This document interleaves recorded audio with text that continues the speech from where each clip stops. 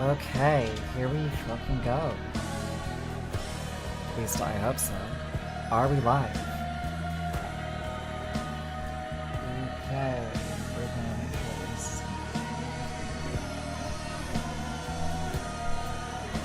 Hi everyone.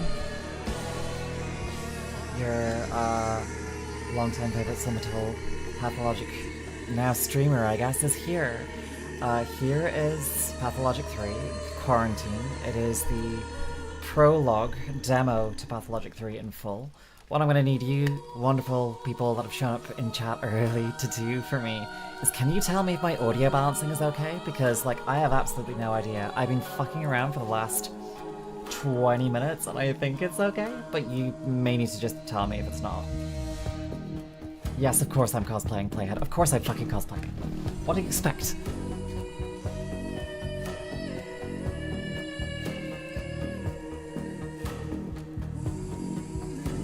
Voice is still a little low compared to the sound, so I'm gonna turn up the voice balancing there. How's that? Ugh. Christ. Okay, how's that? Is that any better? Hi Ruby. Hello. Welcome everyone to the Pathologic 3 stream. Please tell me when it's like rebalanced a little bit nicer. I may also just have to, honestly, because this thing's been absolutely a bitch to me. How's that? Is that any better?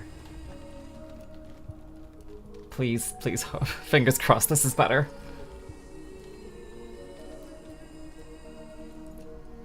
Okay, sweet. Hello then everyone. If this is an okay point to begin, then we're gonna begin. Right. Good. Thank you, good. Good that it's better now. Hello one and all, and welcome to Pathologic 3 Quarantine. Pathologic 3 Quarantine is the prologue to Pathologic 3. Pathologic 3 is the semi-sequel to Pathologic 2, as the name would suggest. I say semi-sequel because it is in fact just the Dankovsky Bachelor route, but they've changed a lot of the gameplay elements, so this is going to be basically an entirely new game. I was rather unsure about streaming this, or about going into this at all, given some of the recent issues that Icepick Lodge have been having with their founder Dabowski, but that seems to have been, I won't say entirely resolved, but certainly Icepick Lodge are doing a pretty good job at not having an abuser in their ranks anymore, so I'm comfortable to stream this point here, but we'll also see how things go in the future. If things change again, then they change again and we'll see. For now, let's play. Welcome to Pathologic 3. The capital, where the Bachelor returned in disgrace after the Step Town perished. So this is the first time that we've actually seen the capital in full.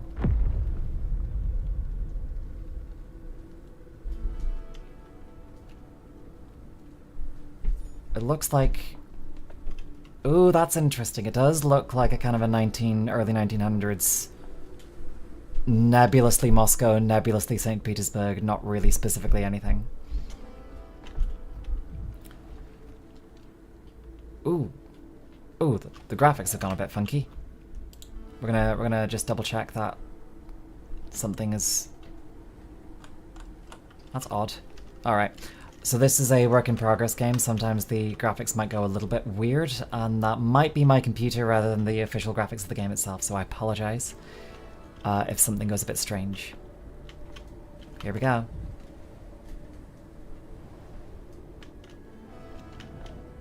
They'll go to any length, Chief, but our lengths are longer. I have been trying to figure out a way to do the dub in Russian.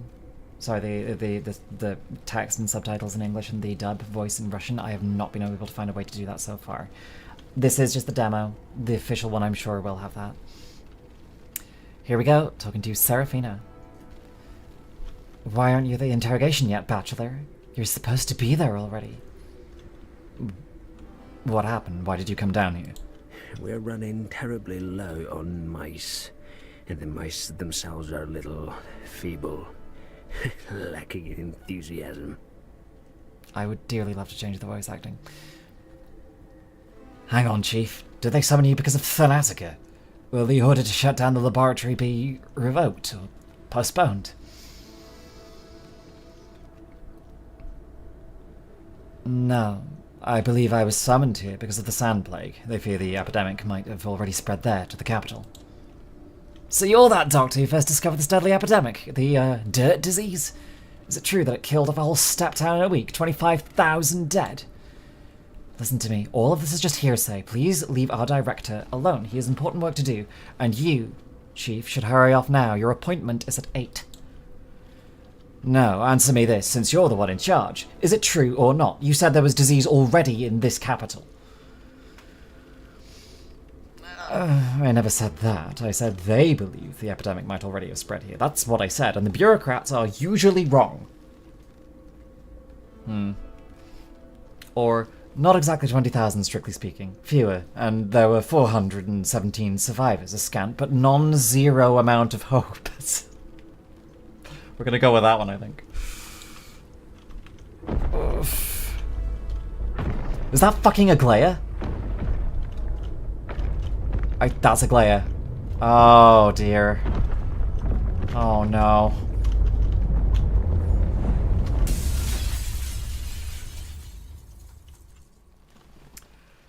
Well, that seems thematically appropriate. I don't know how many of you felt like that during COVID, watching the inevitable destruction head directly your way, but I sure did. Day 8, in which the Bachelor says farewell to hopes and tries to flee the doom-stacked town. Once again, back here, the Gorkon remains familiar. You can go no further. Quarantine! Enough cawing. It was I who set up the quarantine in the first place. I'm so tired of running into obstacles that I created myself. I didn't recognize you at first glance. You've changed quite a bit after a week or two in our town. I'm Sava Kremenitz, number 72, the last of the Volunteer Orderlies Corps. Since you're here, consider this my resignation. The last volunteer, the last post, the last frontier. How quickly it all came to an end. You promised to save our town, but all you leave behind are ashes and graves. What lies ahead of you is not the step, but a fog of uncertainty. So where will you go now, oh man who lost to death?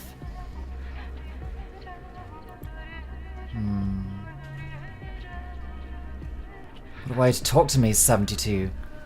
Grow too fond of your mask? Abide by the protocol and stop with the implications. People whisper rumors that that the only doctor in town plans to abandon them, to flee. The most fortunate, the survivors, already plan their own escapes. Could they be saved? The sand pass should be kept within this town's limits, or else it will devour the whole nation. Some of the survivors might be infected. Quarantine means quarantine. Each decision leads to regret the next day. Each step to the abyss. How can one sleep after that? Vita somnium breve. Nightmares multiply in darkness. It is their nutrient medium, just like blood for a plague. See those bonfires? Those were prepared on my orders to fence off the plague districts, and now they will light my path. The light of salvation burns and then fades. Like hope. Like someone's life on a hospital bed. Do you think you'll manage to escape? She already follows you, trying to reach you. She just won't let you leave. Who is she? The plague? Death? Not that step fairy tale nonsense about monsters again. Could that be someone threatening my lab? You think I have nowhere to go? Then the capital, everything's already lost. You're a fool, Bachelor Dankovsky. Conscience. Of course it's conscience. You cannot run away from your conscience, not even on a train. You'd be lucky to even board that train alive. And what form your conscience assumes, that is on you and your broken imagination. You imply that I imagine that horrific silhouette, the hallucinations of a guilty conscience. It's likely just neurosis. Come back to where you came from, Doctor. Try to become your old self again. Just don't forget the matches. Thank you, 72, if it's really you, for your volunteer service. You too did all that you could. Oh, jeez. We're gonna hide behind here for a little bit, and we're just gonna, whilst the monster is out there waiting in the dark, I'm just gonna make sure that our announcements are all on the go. So,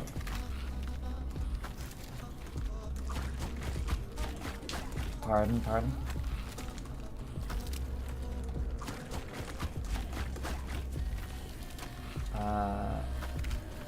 Let's just make absolutely sure that our...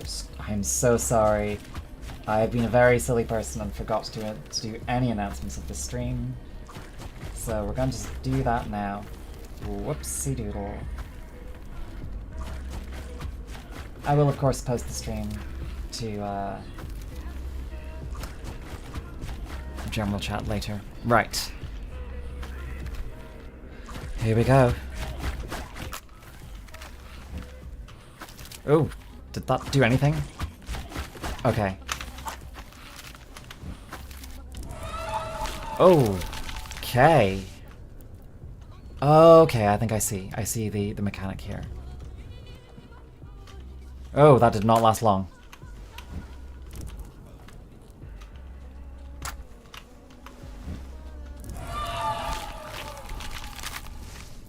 Interesting that the plague is being given a lot more of a physical manifestation this time. I don't know how to feel about that one yet. This is all early access, bear in mind, so this is not, you know, the final form of the plague, but it feels now it's more like a monster that I can fight, and I don't want to fight this monster as a player. As Dankovsky, obviously I want to fight the death itself. And I think that is very much his MO. But this is very much a monster in the dark. Much more so than in the first game, and arguably the second. Because this feels like something almost animalistic, like a monster I can now look at and theoretically defeat, but I guess I'm not really defeating it very well, am I? The stench. Out, I'm going to be ill. Oh god. Well.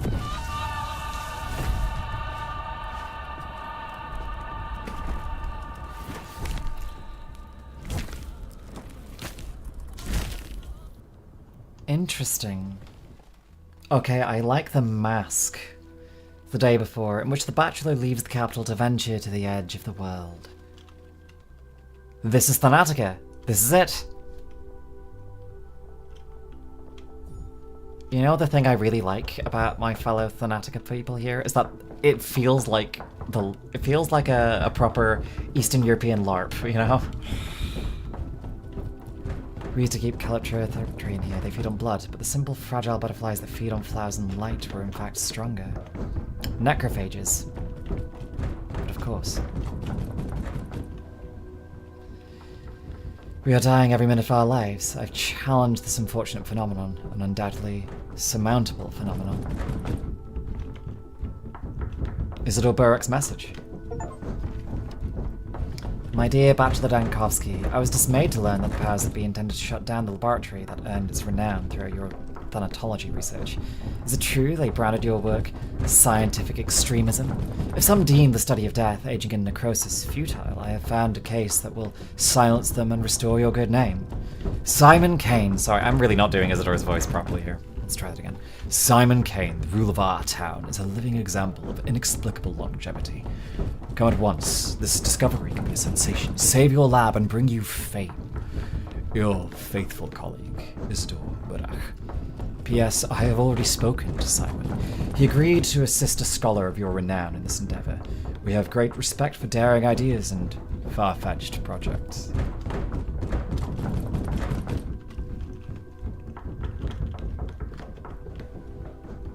keep knocking beasts of burden. The liquidation order isn't in yet. They've got no right, these talentless morons. All they want to do is stomp someone's face into the ground.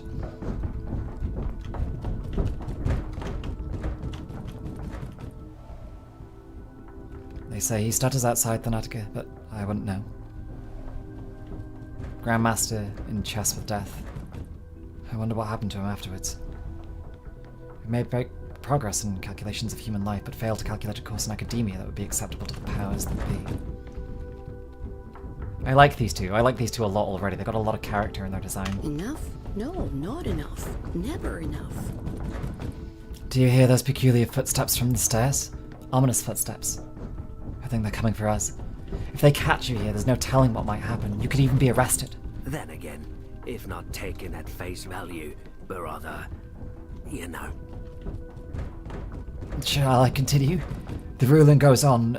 Your Thanatica, the nation's only laboratory specializing in novel life extension techniques, comes across as a pseudo-scientific wild goose chase.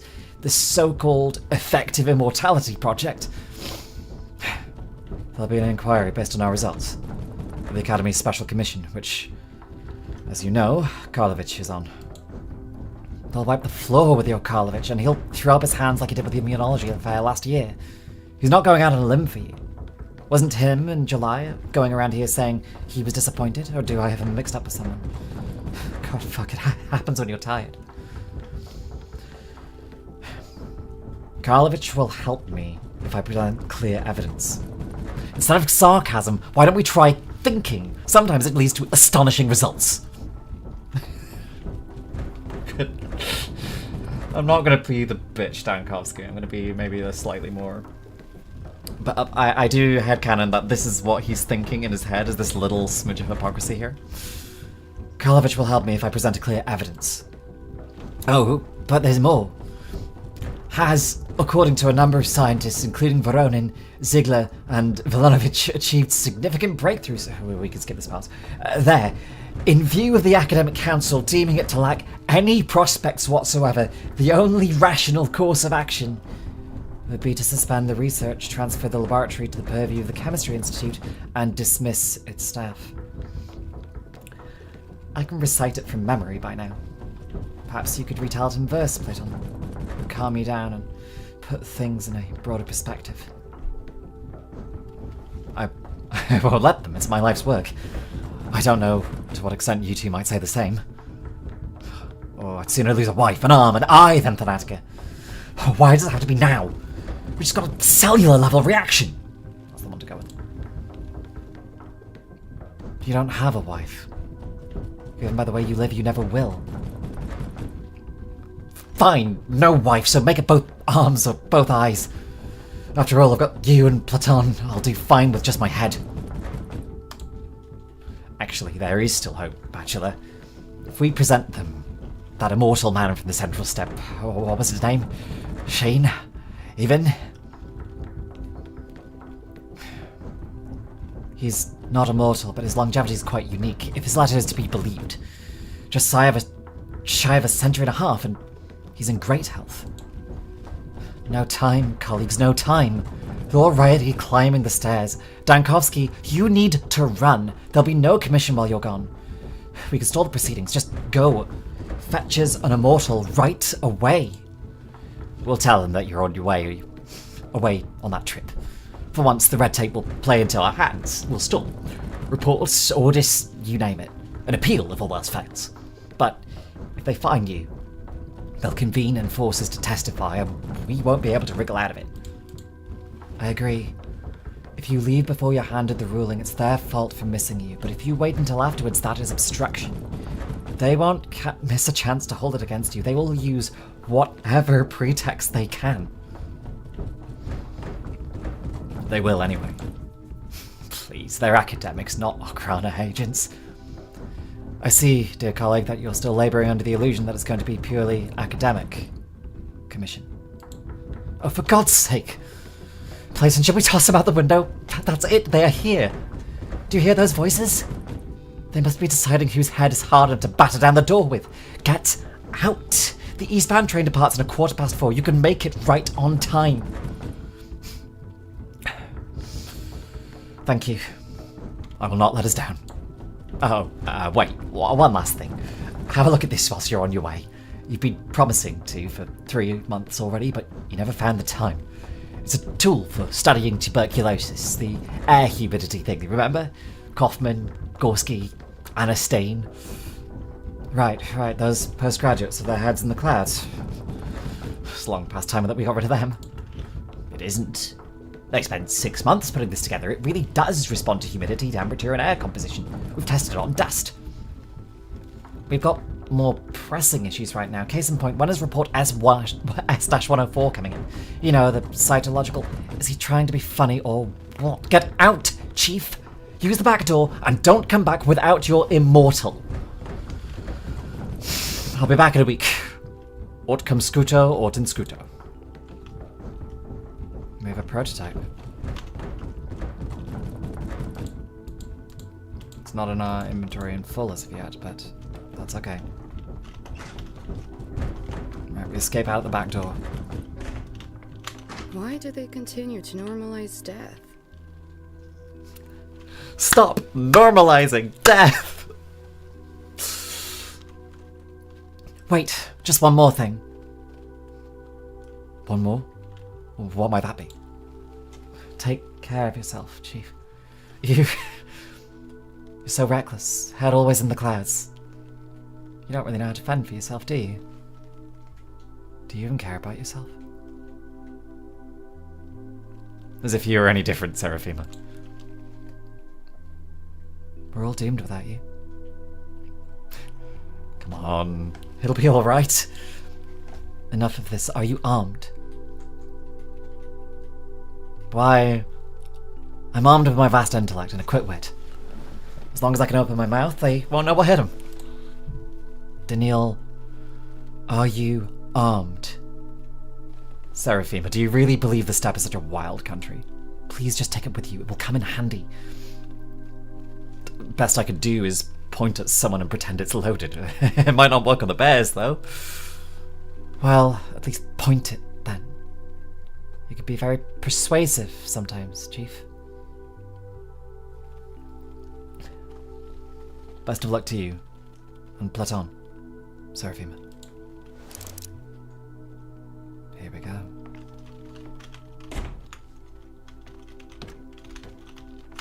Alright. Interesting images that we have around here. Things already dead. Look. I'm gonna have to look at these in a bit more depth later. I presume that one of these is an aurochs skull. Again, another extinct dead animal. I wonder if they might bring them back. Whoa! Whoa, whoa, whoa, whoa, whoa, whoa. Fuck off. Fuck off. You are not letting me... No.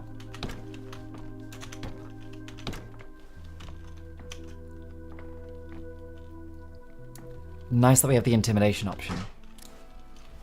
That is actually very, very much what I would like for Dankovsky, is bluff and bluster in order to get out of things. Like, let him be known as a bad bastard man as his reputation goes, but most of it is just, my man is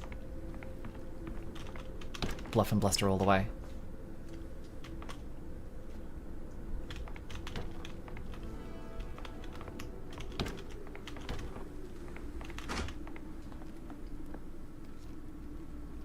Into the central area. I'm Daniil Denkovsky, Bachelor of Medicine. My research into the limits of human life has brought me renown. I've devoted all my energy and remarkable intellect to combating the greatest fear that binds humanity, the inevitability of imminent death. Seeking proof of my theories, I traveled to a small, steep town to examine a person of phenomenal longevity, Simon Kane. But I walked into a trap. The moment I arrived there, an unknown disease struck the town. It devoured the town like a wildfire. Its contagion and lethality surpassed anything humanity had ever faced. And I became the only doctor standing in the way of this unprecedented pestilence. I don't know how I feel about that voice acting. I'd like to have the Russian voice acting. with the English subtitles. I think that's probably my preference. Folders, sticks, whips, and wicks, but no coins. Give them a miss.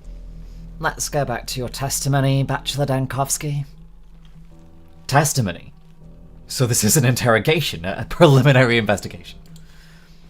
Let's try to remain level-headed. The ministerial inspection of your lab, Thanatica, began in early September. Your presence was required at all times. Instead, you dashed off across the country to a backwater town to bring back what might be described as a person with unique longevity, or at least the results of his medical evaluation. Yes, this town had an outbreak of some fever the scientific community had no knowledge of. As luck would have it, you were the only medical professional at the site of the event. You were forced to remain there since leaving was impossible. You led the effort to combat the epidemic and evidently took on some field research as well. Accurate so far? Well, not inaccurate. The devil is in the details. You seem to be setting up some trap. You did not succeed. A complete failure. It goes without saying that one would be foolish to fault a medical specialist in a situation like yours. The remoteness, the lack of communication, the hostile environment, terrible conditions for scientific work. What doctor could have possibly succeeded in those? No one blames you. On the contrary, many stop short of just saying I deliberately brought the infection to the capital. Perhaps I should have walled myself in with a lab report pinned to my corpse. On the contrary, many stop short of saying I deliberately brought the infection to the capital. I like this. Perhaps I should have walled myself in with a lab report pinned to my corpse. I said I don't blame you, didn't I, Bachelor? For any of it. Didn't you hear me? Besides, that ordinate from last year... What? That's better. Tell me, if you'd be so kind, what causes your suspicious unease? I wouldn't assume a guilty conscience. I suppose we can't rule out a setup. There's too many coincidences. That letter about Simon lures me to the town. No one shows me Simon. The whole place locks down, trapping me. And while I am left to die, Thanatica is destroyed just before scientific breakthrough. My final hours are spent studying the sand pest. Crafty, I must admit.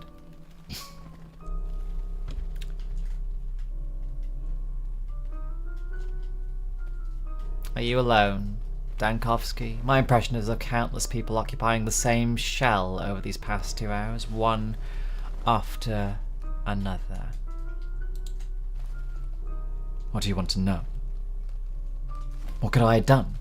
Alright, my first idea was quarantine. I needed time to study the disease, so I isolated patients in their homes. No, I isolated entire districts. I tried to get at least a day ahead of it. It was spreading too swiftly, and of course I ensured that no one could leave the town. And the steps you took only shortened the lifespans of the settlement. No. Were you always aware of the consequences of your decisions? You refer to popular discontent. I didn't need love from them, only discipline. A difficult surgery can't be performed on a resisting patient. That's why patients get tied up, held down, or anesthetized. Every step I took was justified, or the town wouldn't have lasted those 7 days. You spent 12 days in the Gorkon area. I have my file on the desk here. You, familiarized yourself with it, correct? What I'm seeing here is mistake after mistake. You're too intelligent to not suspect malicious intent here, or sabotage. Mind map's back. Okay, let's go through these one by one. Day 1. The polyhedron in incredible towers overlooking the Bridge Square. The entrance is boarded off and it has no bearing on my task anyway. The local lady, Eva Yam, was nice enough to let me stay with her. Hope. Courage, Dankovsky. Simon Kane is your only chance to save Thanatica. No, Simon Kane. I can't meet that supposedly immortal man. You went to the end of the world chasing nasty rumors, Dankovsky. She was screaming. Something happened at the empty lot in one of the poorer districts, but I can't remember, so the girl gets burned. The bearers hid their faces. I met a strange procession at the cemetery near the evening. Obnoxious little town. Chaos and panic. People have lost their minds. Madness out here. Stabbings, tearing clothing of corpses. They say someone important has died. Leading to day 2. Okay. I'm gonna go through this entire mind map at some point. But you can see, you could begin to see how, nice. You begin to see where everything went wrong. That's a very nice mechanic. I'm gonna study this in a bit more depth later. The immortal man is dead. The plague is in town. As if Simon Kane never existed. The powers that be lured me to this town. They knew what was approaching and they're using me. No more clues. Everyone who knew anything about Simon Kane is dead. Presumably we really fucked up somewhere on day 7. Stack Rubin is dead. Olgivsky's daughter told me the last man who saw Simon Kane hides in the warehouse, which is Rubin. So Rubin dies in this run. Oh dear. Oh dear. Everything's gone fucked up in this run for him. Town is beheaded. No more rulers, no more heirs? Everybody died then. Let's see, how did everyone die exactly? I'm intrigued now. No, give me day 9. Give me day 9. No more rulers, no more heirs. Right. Governor Sabarov's wife died at the hands of a lousy doctor. Your hands, Dankovsky. All 3 ruling families are torn apart, broken and plowed over. My god. This has gone really bad.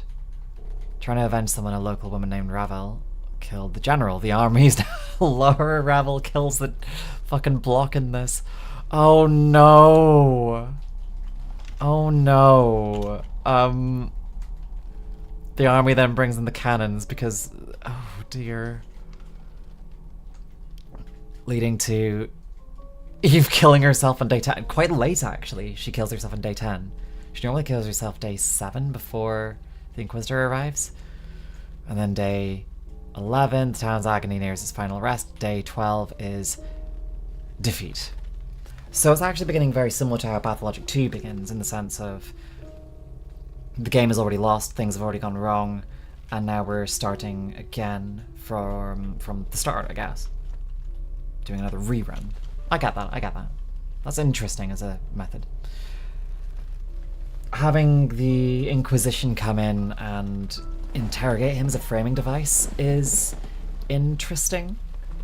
I quite like that as a framing device. It reminds me a lot of A Young Doctor's Notebook, or sometimes called Morphin. Your talent doesn't have too many admirers. Everyone's against you. Sagler, Villanovich, Voronin. Shall I continue? Well, why are you looking at me like that? It's as if you're seeing this for the first time.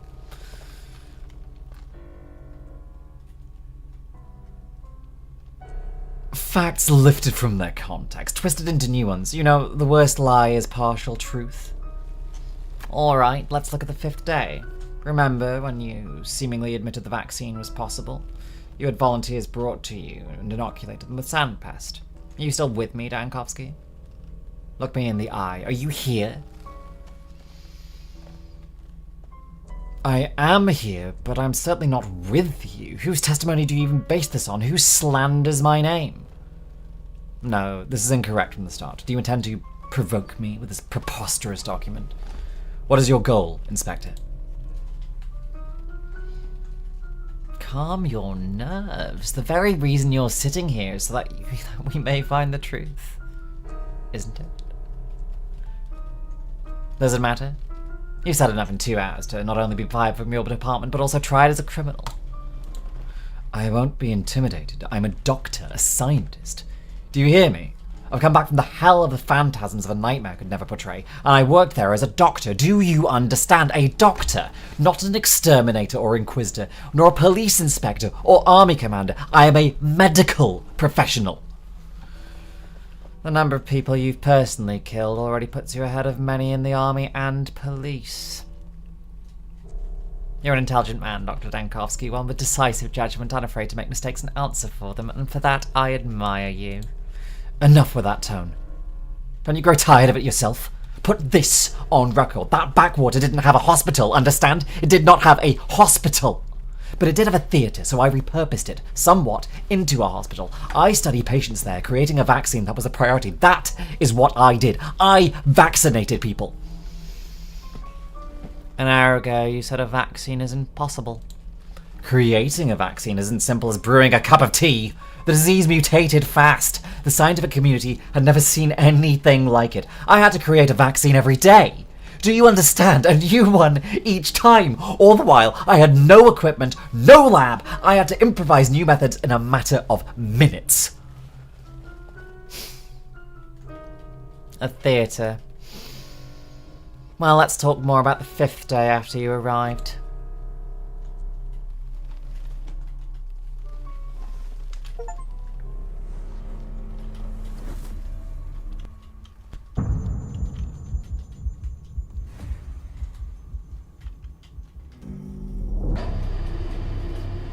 Day 5, in which the Bachelor winds the people and has to rewind. Here we go. No goals so far. Oh wait, we're on day 5, so there should be a goal. 5th day in the town. 3rd one at the hospital, the plague runs rampant. I still hope to find a vaccine, but for now... Should be doing the Dankovsky voice, shouldn't I? I actually have to go back to the old register. 3rd one at the hospital, the plague runs rampant. I still hope to find a vaccine, but for now, only the quarantine protects people. Ooh, that's a mood. Playing this whilst several years ago being a doctor that worked through a quarantine. Oof. Oof. Oof, does it hit.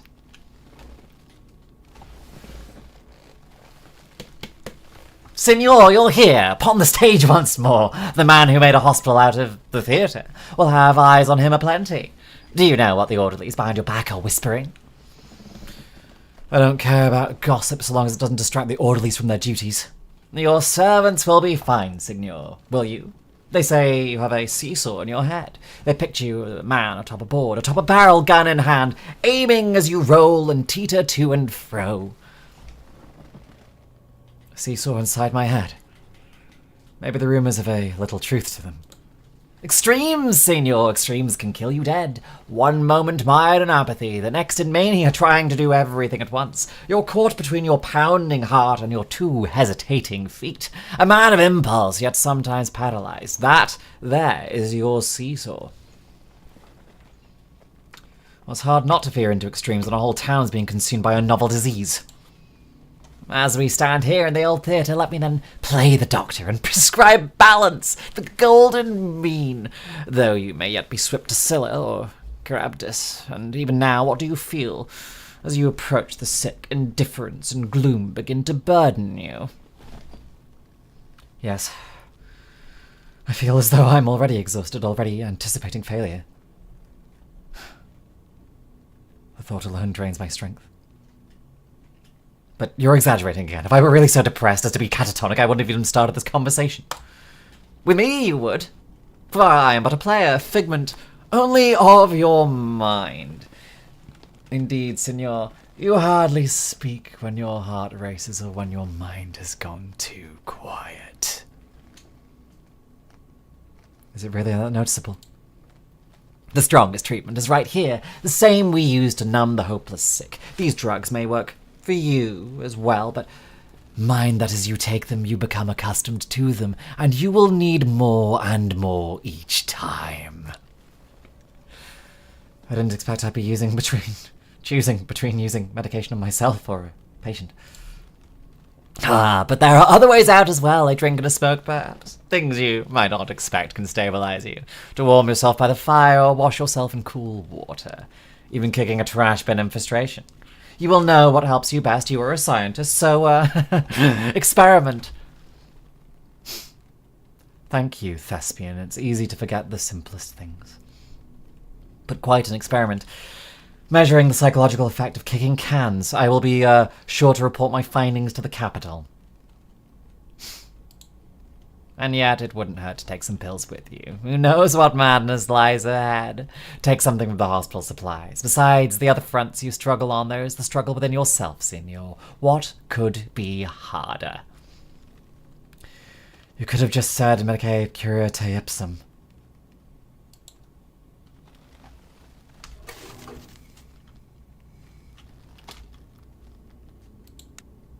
Oh, tobacco.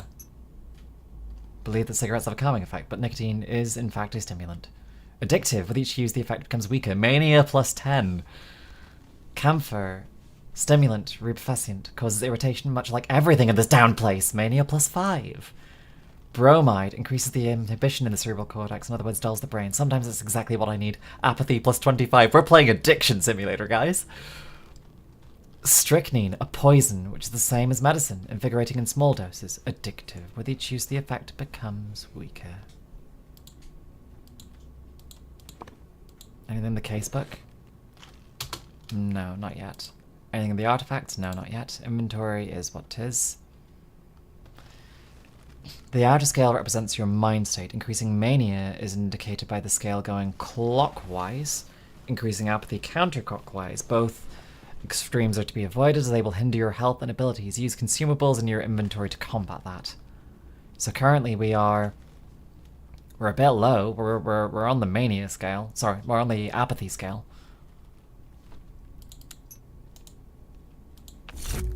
Rewind. Ah, nice.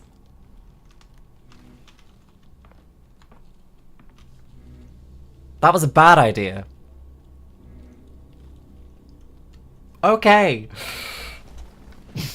Marat Taken. Sorry, Marat Takaken. Takaken? Yes, Takaken. I'm gonna get that, I think, is our pronunciation. If I've got it wrong, please tell me in chat. Marat Takaken, number 28. Started my shift at 10. What's our plan for today, Doctor? There's only ever one plan. Every effort goes towards the vaccine. Right now, we are going to identify the strain. We've been catching those longs, as you instructed. You know, the rare cases where they get infected but resist the sound pest for a long time. We've got 3 again for today, over there on the platform, the stage. Just 3? Shame. Well, I hope none of them are faking it. Yesterday you lot brought in no less than a dozen enthusiastic pretenders. Sava Kremenitz, number 72. I'm an orderly on quarantine duty, and what are your instructions? Yeah. Sava Kremenitz, number 72, quarantine. Sounds familiar. Wait, what were you doing yesterday? We cleared out this place like you ordered. Remember the size of the crowd that showed up yesterday? You said a hospital for doctors, not the sick. No, this won't do.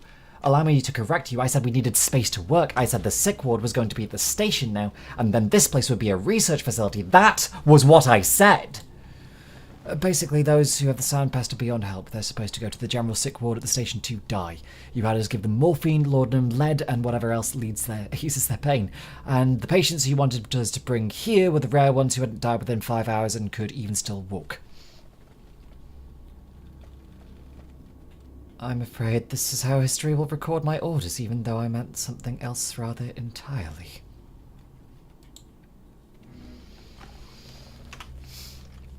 I'm here to raise a collective complaint. Doctor, these cloaks, they're very uncomfortable, sir. They make it hard to use your hands, and you can't see a damn thing through the mask. On top of that, you've got to burn them every night, because each time that we've been to an infected area... For starters, introduce yourself properly. Judas Maccabeus. No number. I'm not some item you can use.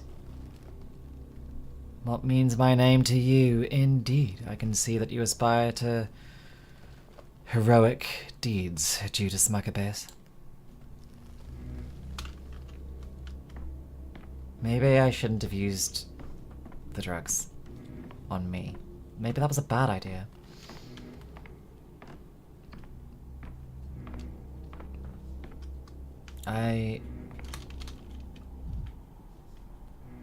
Okay, up to the stage we go, I guess.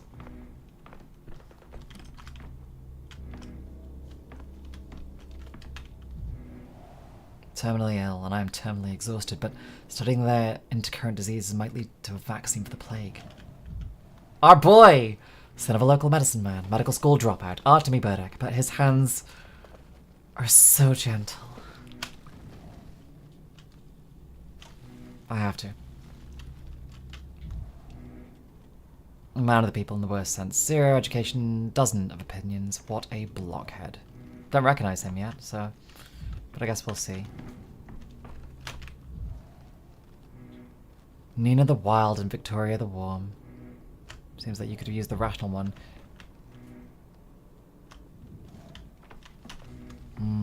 Oh.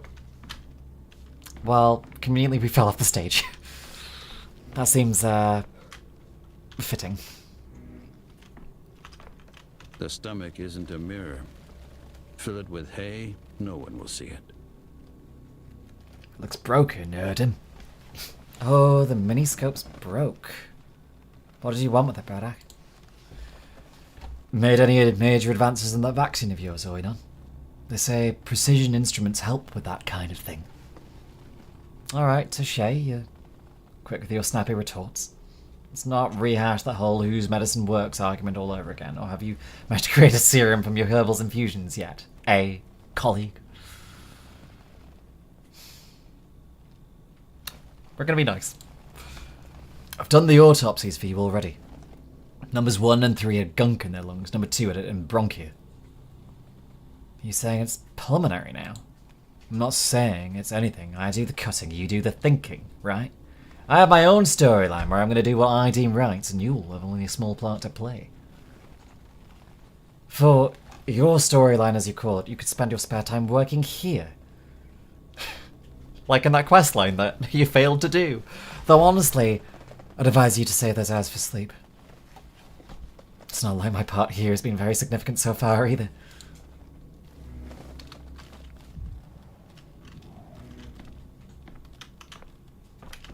Let's see what's in the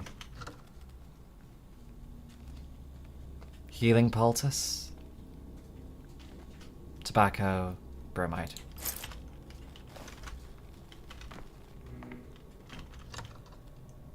Morphine, camphor, strychnine, ox bile. Ox bile? Wonder what that does. Oh, nothing in the clock. Okay. Who are you? Yakov Little. Don't recognize this one, so here we go. Could it be yesterday's technique has proved to be the right one? As your assistant, it's my duty to inform you that among the recipients of yesterday's vaccine, there appears to be zero mortality. That is to say, no notifications so far. That doesn't really tell us anything yet, but let's assume at least some have avoided the infection. While you were away, I tried my hand at diagnosing, using your procedure. I do hope you didn't mistake measles for pneumonic plague, colleague.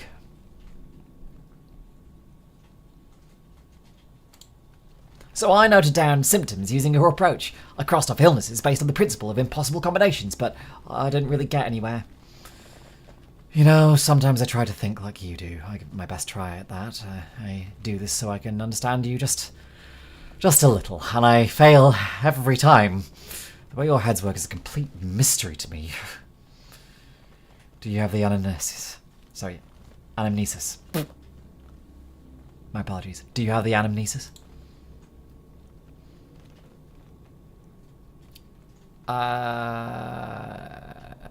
Look, I don't think... Look, why are you being so cold and snappy with me? I'm not a doctor, you know, just a one-time medical enthusiast. That's why I volunteered to help you. You're right. I'm sorry. I forgot myself for a moment. See, I'm, awfully tired. I barely slept at all for 3 days now. Let me walk you through this once more. I'm all ears. I'm taking notes, actually. I'll say it again. Getting the patient's medical history, or anamnesis. I've never heard it called that as a doctor. Anamnesis? Okay, fair enough.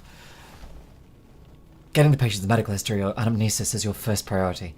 There are strictly 3 steps. Step 1, interviewing the patient. It always comes first, no matter how tongue-tied or confused they are, no matter how much they get wrong, the information is priceless. Even if they're straight up lying, it is still important. Just like if you were an investigator or a detective. But that's what they do. They lie all the time. All those people we interviewed yesterday and 2 days ago, not a word of truth from any of them. Well, step 2, the physical exam. That part requires your utmost attention, and when we take note of anything suspicious, we do it in the context of what the patient has told us. Any trifling body detail, a scratch, a bruise, a birthmark, might turn out to be important. Turn out to be important. Got it. In step 3, if required, a careful inspection of the surroundings the patient lived in, especially when you feel they're being coy, evasive, hiding something, in a word, lying. Reticence is never without reason. That's when it becomes a good idea to go and inspect their home, talk to their neighbours and their family. It always adds to the picture. Do you understand? Sounds like the job for a sleuth, not a doctor. Look, I'm not demanding that you read minds. All I expect is focused attention to detail and knowing when to ask a question instead of jumping to an answer as usual.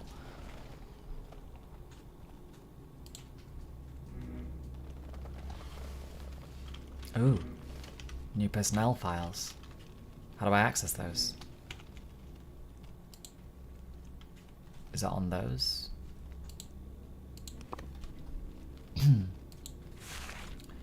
Luther, age 33, married, shopkeeper. Date of admission on the 5th day of the plague. Residence is a flank. She's a smoker and she's presented with a fever. I like this. Not gonna lie.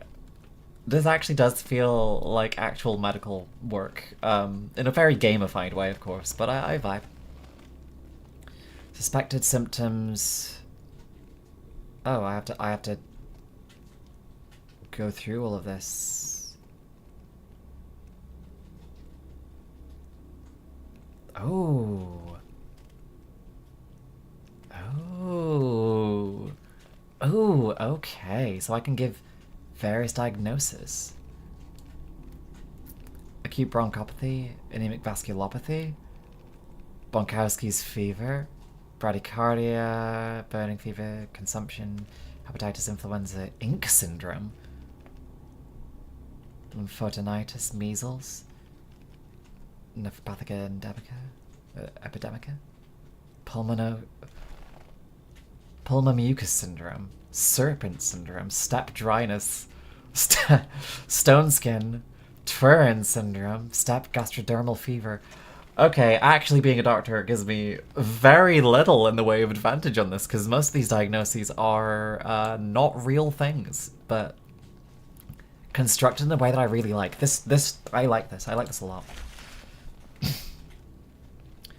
Finch. 41, single, works as a dyer on the 5th day of the plague. Okay, I like this. Filet, 47, single, terminary guard, residence in the Skinners. I wonder what the exclamation marks mean here. I think they're just new things that I haven't yet seen, but okay. We now need to go and talk to our patients, I guess. I'm healthy, just so you know. I don't have anything. Why did they bring you here, then? I had a fever, that's why. 2 days of it, for no reason. But I'm better now. And I had no scratchies on my skin, no yellowing, no sandpaper scratchies, no drought in the mouth. What circumstances preceded this fever? Our house was cleared out after the infection came. People were sent wherever there was space. Comfort's a luxury right now. Some were lucky and ended up in an empty living room. Some got an attic or a cellar. Us, we were put in the boiler room. When it reached our street, they rounded up the whole caboodle of us to the isolation ward. A boiler room, you say? Was it turned on? Of course. The air was so stuffy in there, I tell you. But there was a silver lining. No sickness can survive that hellfire. Convincing, but I still need to examine you. Please, undress behind the screen. The patient must be examined and their symptoms added to the casebook. Open the casebook. This can also be done during the examination. Okay. So...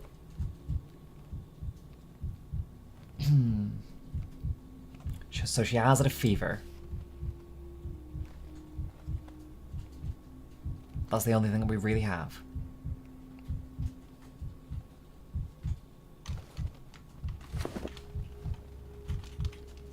Very pale skin. Rarely leaves her home, not much time in the sun.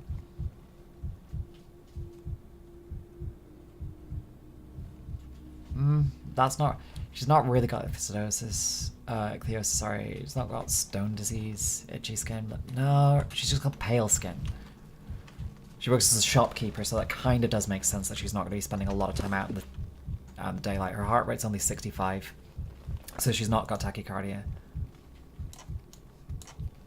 Okay. Back.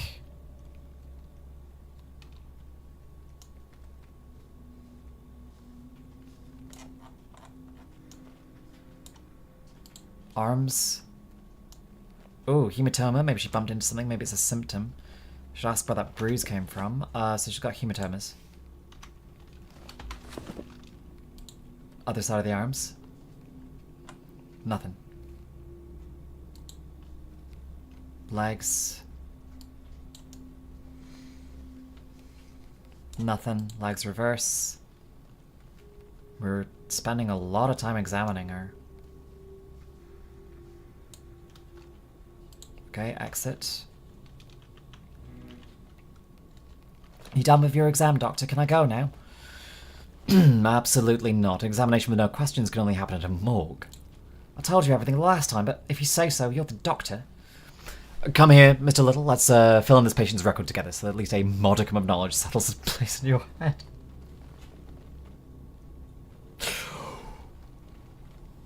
Tarkovsky, don't be a dick. Allow me to call my assistant in. I'll use your example to show him how to proceed during an appointment.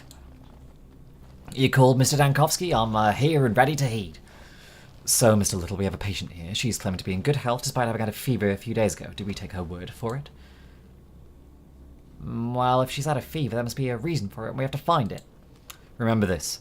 The patient's self-evaluation may be incorrect. That's why you must ask specific questions about the symptoms, about what's come up during the exam, and about the patient's circumstances in daily life. I think I get it, in theory. God knows how it plays out in practice. I will demonstrate. Observe and learn, Mr. Little. I won't be around forever.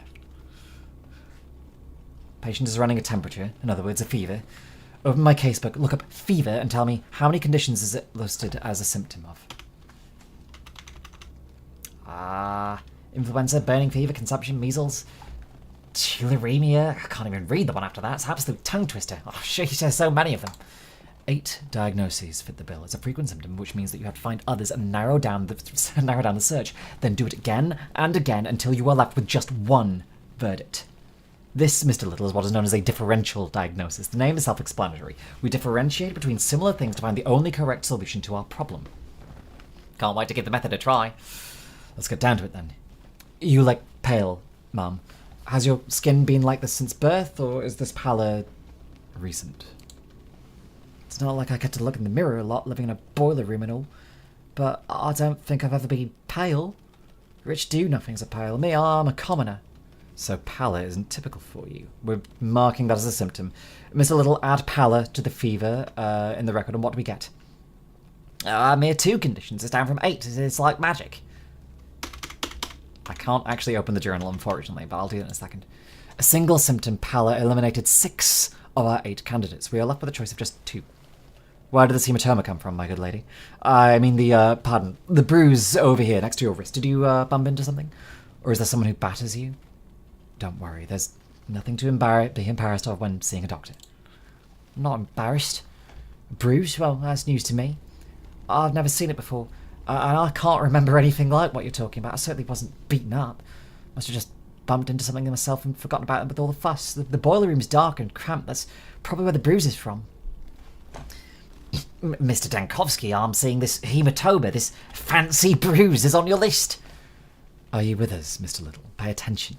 She doesn't remember how she got the bruise. She can only guess. The manual provides a more detailed description of the illness for a situation like this. What causes it, who is susceptible, etc. It can give us useful clues. I'm familiar with that. Susceptible means high-risk groups, right? Practicing medicine takes more than checking symptoms against a list for the school by his diligence. You have to bring your reasoning into it. Here's one way to do it. Tell me, my good lady, do you garden? Do you grow anything? Anything at all, from roses to cucumbers? Cucumbers? Roses? I'm not following you at all now, Doctor. No, I've never liked digging and shoveling earth and all that. There, earth. Does the boiler room you've been relocated to have an earthen floor by any chance? That's right, it does have an earthen floor. The boiler room isn't really suited for living in, but these times I'll be ungrateful to complain. How'd you guess, Doctor, about the earthen floor? So why do we need that little detail? What does the floor matter of all things? It's simple. All kinds of things can be found in your local soils, including microorganisms capable of disrupting circulation, hence the pallor. The bruises were not caused by trauma. Hematoma appears when blood vessel walls are damaged, either by an external force or, as in this case, an illness causing them to leak. And the infection can be contracted from contact with the earth, and we have now found our diagnosis. You're a genius, Mr. Dankovsky. But have you picked up the logic? What to do? In what order? Interview, examination, follow-up interview. Then you consult the casebook. Bravo to you, Dankovsky. You're a true master of medicine. So the patient has the sand pest alongside... What's the other diagnosis? Talked you through it all. You can finish it yourself. The symptoms are fever, pallor, and a bruise. Put them together and you'll get your result. What about me, Doctor? Where am I to go? What happens next? Thank you for the opportunity to do a very educational physical exam. You cannot teach medicine without actual patients. So she has fever, hematomas, and... where's pallor here?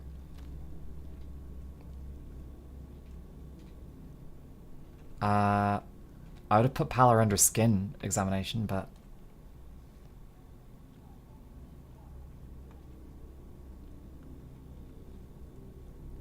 Am I just being fucking stupid?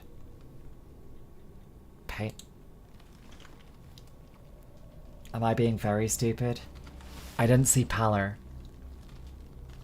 Chat, where's pallor?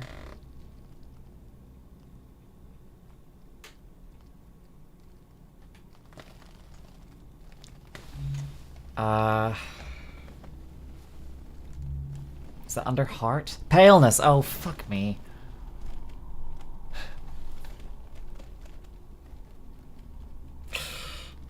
I was looking for the word pallor. And I just missed it.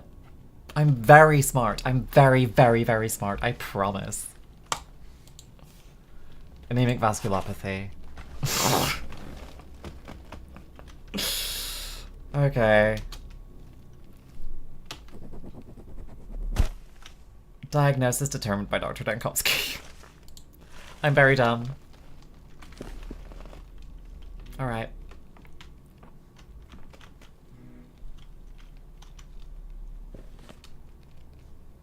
Okay. Now what?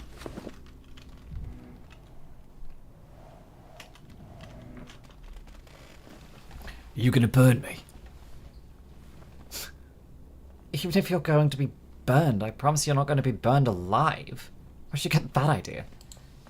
It's not exactly a secret. The whole thing's like putting out a wildfire. If someone's house is under suspicion, it's torched. If someone sneezes, the entire town's district's sealed off. Sick and healthy folks alike. And when there's doubt about a healthy person, it's the isolation ward. Then those who do have the sand pest are marched off and burned. What were your ailments before the epidemic broke out? I didn't have any constitution of an ox. Really, none. A cold, maybe? Weak spells, fainting, rashes, mottled vision, occasional itch? Mr. Tiny here told me I could be useful to you before I die, that is. Said you can find something inside me that slows the pest down. So go ahead, find it. What do you need? Do you want to draw some blood from me? Alright then. Where do they bring you in from? I walked here from home. Caught it from my neighbours. Knew as soon as the skin on my chest started peeling away. So I waited a day. The neighbours' screams stopped in the middle of the night. I went to check on them in the morning and they were all dead. Me though, I was alive and walking and now I'm here. Why'd you need to know that, Doctor? You truly are an honorable person. I admire your courage. But questions are more valuable here. Might come in useful. What is your vocation? I'm a dyer. Been breathing in poisons for 5 years now. One day it's red, next it's blue, then yellow. Could that be why this fever of yours doesn't do anything? It's not very likely. Take off your clothes. Let's do a physical examination. Peeling skin, you mentioned. Oh, he's tachycardic. Right, okay. Rapid pulse. Ichthyosis. Bleeding ulcers. Right, let's just double check. Is it going to be listed as... What's this going to be listed as? Most likely eczema. Okay. We're going to put down eczema. Got burning fever. Okay. Heartbeat's too fast, but that could be a personal trait. Am I going to put down eczema on that? I don't know. Arms. Nothing. Arms reverse. Nothing. Legs. Looks like a little bit of bruising over the legs, actually, but... Something wrong with the liver. Yellowing of the skin.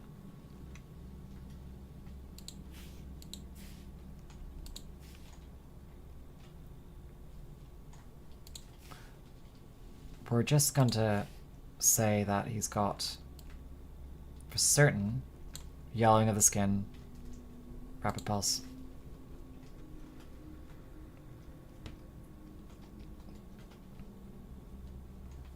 Okay, okay. Not altogether clear yet. I'll be sorted out, Doctor, or I'll be useful in your remedies.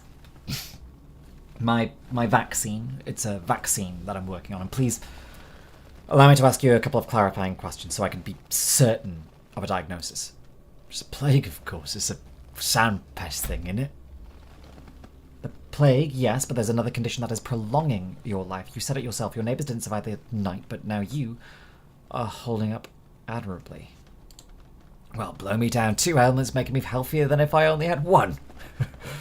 You know best, Doctor. What do you want to do? Question me, right? Question all you want.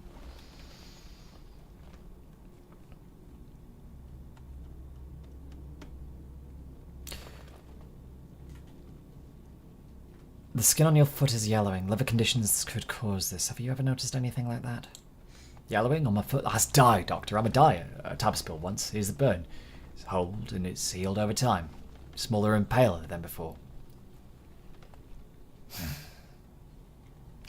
Yakov? Little? Where is he when he's needed? You should see a symptom disproven. He's always putting all sorts of things into the chart, diagnosing every disease in the world. Is that all, or have you got more questions? You complained that the skin on your chest was peeling. It was here, right? On the very middle. I knew it right away. Skin turns nasty when you played, right? That's eczema. That much is obvious. The symptom can indicate one of 2 diseases. Now to tell them apart. More questions. Ask away, Doctor. Give me your hand, please. I'll take your pulse. I believe I've noticed your heartbeat behaving erratically. It's too fast. It began running fast not too long ago, Doctor. I can hear it myself thrashing like it's caught in a snare. Too fast indeed. So what now? It's all clear? Your pulse and the eczema together to give a clear picture, yes. Finally! I was afraid I'd kick the bucket without helping any science. I can pinpoint the diagnosis now. These 2 symptoms make it certain. So we are taking off the yellowing of the skin. Burning fever.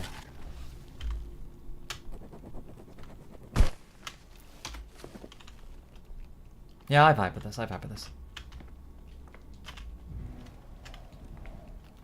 Final one. And that's why the story of my life and times up to the present moment. But why do you want all these details from me? Half hour's worth of talking, and that was all besides the point. I thought you'd be interested to know why the sandpest can't get me, because I certainly find that fact interesting. I'd even say amazing. None of what you told me was beside the point. Everything was important, especially your chicken pox at age 6.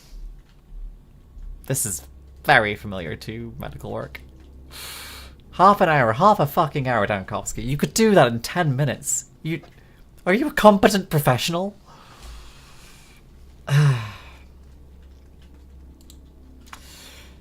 Sure you're not overstating my importance, Doc? Right.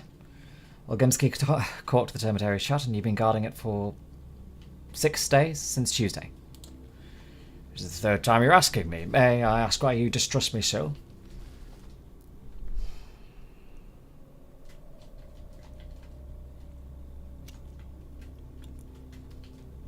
The termitary is a town within a town. Almost 3,000 workers. What did your authorities fear that made them lock so many people inside? Who knows? At first they said there'd been a blowout of some kind of sweet soot settled on the walls. Later it looked like mould. Well, Kid was worried. Like bees in how they respond to things. As soon as one makes a noise, the rest are unquiet as well. There was a mighty buzz in the hive, perhaps on account of the poisonous soot. Conditions are tough at the cannery, you know. What's going on then now? They're shouting, lots of clamour, a nasty kind of clamour too. It's what you'd expect. They're not having a great time stuck in there like pickles in a jar. No regular meals, not enough drink to go around either. Place is, after all, a poorhouse. Our fat man treats his people like cattle. And through the day is a struggle. Small wonder they're slamming into walls. If it was up to me... If it was up to you, then... what? Not the way you treat your patients, though. Not useful. Not useful to get into an argument here. Let's pretend to side with them. Let's get a bit more information out. So they're disgruntled. One does wonder why that would be. Can't lock up a living creature against his will. It's how you turn people into proper beasts. But try so much as hinting at that to our old Glimpsky. Yes, man. They're dead drunk on power. Used to be alright working with them, but now I can't stand those guardsmen. Okay. Alright, so let me ask you this then. What time of day do you feel worse than usual? All the time. I used to be hardy as a bull wrangler, but now I have trouble even standing up for long. I get drowsy. My knees give out. It's embarrassing. I feel like I'm failing everyone. Have you been easily fatigued like this for a long time? I don't take a great interest in my own person, Doctor. I've got enough people to spend my attention on as it is. But I have trouble doing my job because of this. It's a rugged man's job. Disrobe, down to your undergarments, my good guardsman. I'm going to examine you. Since you're so preoccupied with my work as a security guard, here's my advice to you, Doctor. You're being too heavy-handed. This lockdown of yours is making people seethe. And a cauldron can only seethe for so long before the lid flies off, even if you screw it down. We're in the middle of an epidemic. The quarantine is a necessary measure. Please stop breaking fucking quarantine.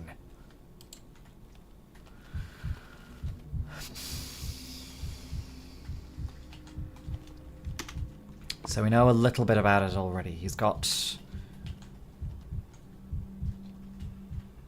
let's see. General weakness.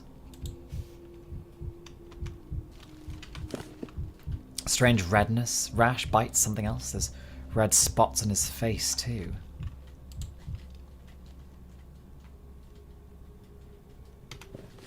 Red spots on the skin.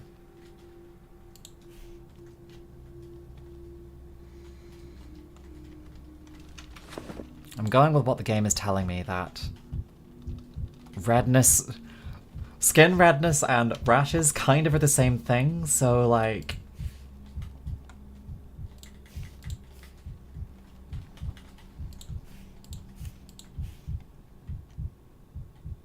Also, bradycardia is not a... that's not a medical condition. That's a symptom. That is just a describing of a thing. That's just a low heart rate, which I'm gonna not be a bitch about this. I'm gonna not be a bitch about this. Fine. Okay. Arms. Reverse the arms. Legs. The veins are damaged, but how old is the damage?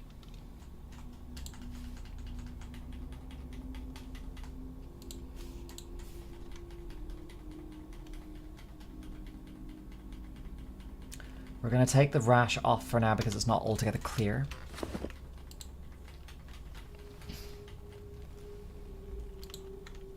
Okay. Let me go, will you, Doctor? I don't understand all this commotion about me. What makes me so special? Besides, I've got work to do. Work? I am sorry, but you're going to have to forget about your work for now. You must remain at the hospital. I used to guard locked up people, and I've been locked up myself. It's life for you, isn't it? Kind of joke that life plays.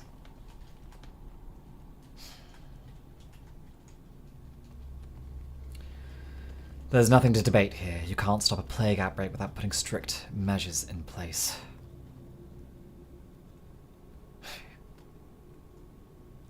Well, let's be personable. You have no idea how sick I am of all the jokes life plays. Oh, I was just musing to myself. What do you want me to do? Do I need to give blood or maybe take a pill? Before we get to the blood and the pills, there'll be more questions. Are you ready to answer a few? I've told you my entire life story, Doctor, and you still want more? Ask away, then. The veins in your legs don't look very healthy. Have you ever noticed that before? My legs, they're that way from all the time I spend standing up. It's my job as a security guard. 16 hours of standing every day, and the old Gimskis won't spare a stool for us to sit down. Says it's not the proper way. Bad for discipline.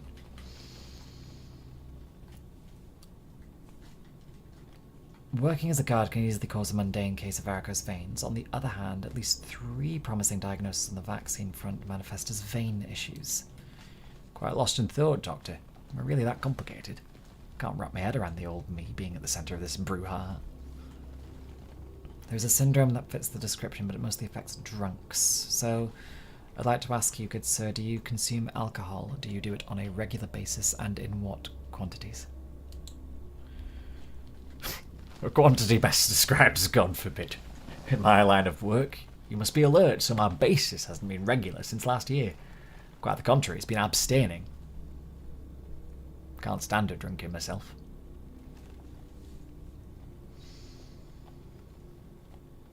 Your moral fibre is of no concern to me. To drink or not to drink is a personal choice. Mine is purely a medical interest. I'm telling you, it's not regular. I don't have the habit. Period.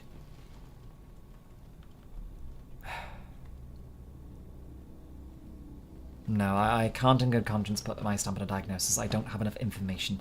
Not without home inspection or neighbours' testimonies. I'm going to need to inspect your house, sir. My house?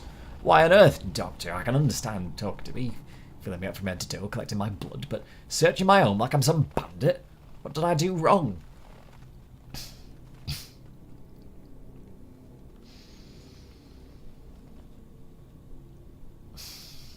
You're not at fault at all. If anyone is to be blamed here, it's me for not spotting enough symptoms for a definitive diagnosis. Well, well, well. Not at all what I expect from a man of medicine. Going off to break into my house. Imagine that. Don't worry, I won't touch anything. I just need to have a look around. Where was he?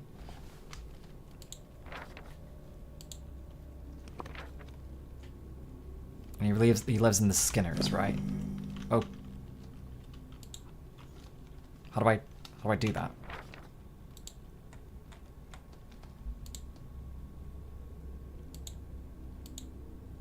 Okay, how do I get there? Do I just have to... I'm gonna have to walk there, yeah?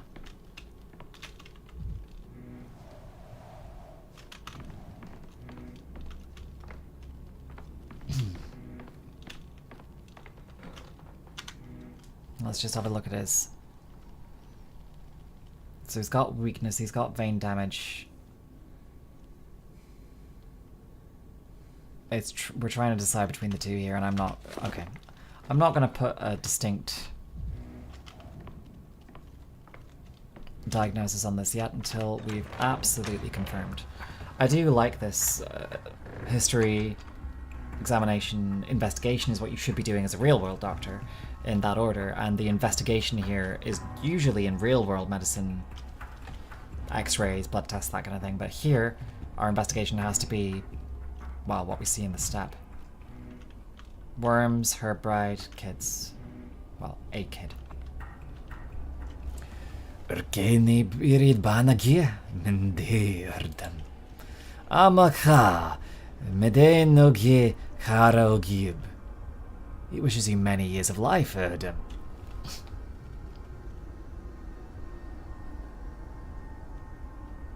No. Must be neurofibroma after all. Is it facial edema? You can't diagnose this, Stankovsky. Let's just be nice. Really? To me, it sounded like he was asking a question.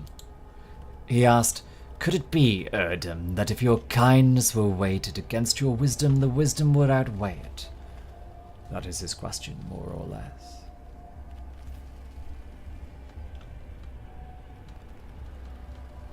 I don't know your language, but I'm pretty good at telling... No, tell them not to worry. Wisdom would be the heavier one for certain. Where are the bulls from yesterday? Shi Yamar and Neade Pichi. Bukhandi and I Kanab. Amaha. The bulls were stolen, Erdem. Kalish Terinde. Bukhanid Yukud Bakhana Bolocho. Or maybe your bulls perished even. Mother Bodo knows where. So have they died or have they been stolen? You're disassembling. Stop it. Bukara. Giha Shalakash Erdem. Look, I will return in an hour, and if they are not here...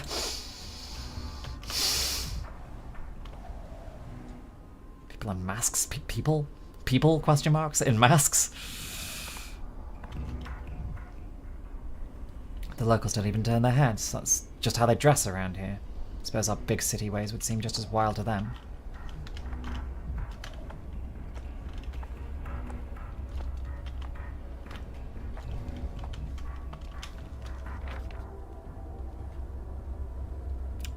Oh, we're gonna have to pass through maybe one infected district to get there? Is that a sensible idea?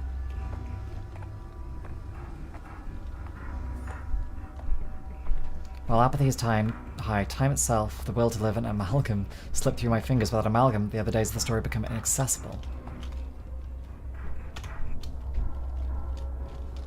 Consumables can be kept within reach to use pocketed items. Okay.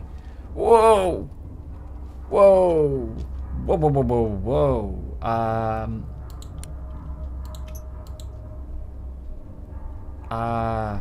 Oh dear.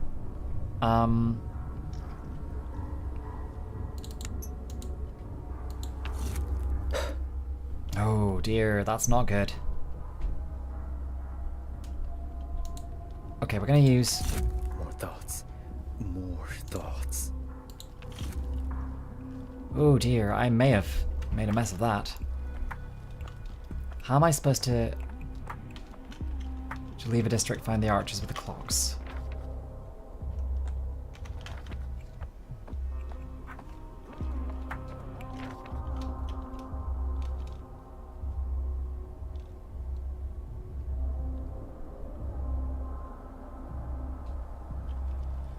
Okay, so that's the route that we have to go. Is that genuinely the fastest way? Can I not just... That seems a... Why can't I just go through that? Well, okay, this is what the game wants me to do, so that's what we're going to do.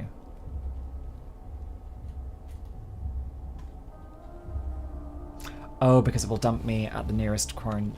Okay, right.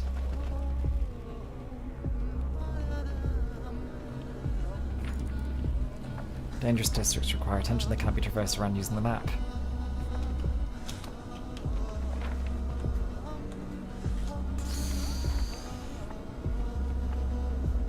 Okay. Clara, what are you doing here? My slacker assistants, the mortality rate among them. Those poor devils are looters. They just kept on coming today. There was a rumour that an out-of-town bandit who was packing firepower had been getting busy here, until suddenly he wasn't anymore. Can't shoot the sandpest, you know. But everyone fancies a firearm these days, so they're flocking to his mortal remains like moths to a flame. Did you lot find him, the fellow with a gun? Why bother finding that scum? He's lying around here somewhere waiting to be collected. We've got enough on our plate right now with these would-be scavengers. No time for revolvers at all. Do you want extra patrolmen here? I'm managing fine for now. Those moths had a little ammo on them and some pilfered odds and ends. One fool had stuffed his knapsack full of tin spoons. Probably never seen real silver in his life. Everything of value's been sent to the town hall. We kept the ammo. Right, hand over the ammo every last round. Will do.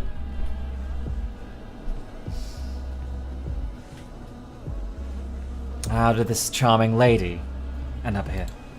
The charming lady, Doctor, has an interesting knack for showing up in a place as soon as the sandpest hits it. We've noticed it 3 days in a row now, so we detained her. We're not sure where to put her for now, but she's quite talkative and we were rather bored in here. Quite interesting indeed. Come hock over prop to hock, right?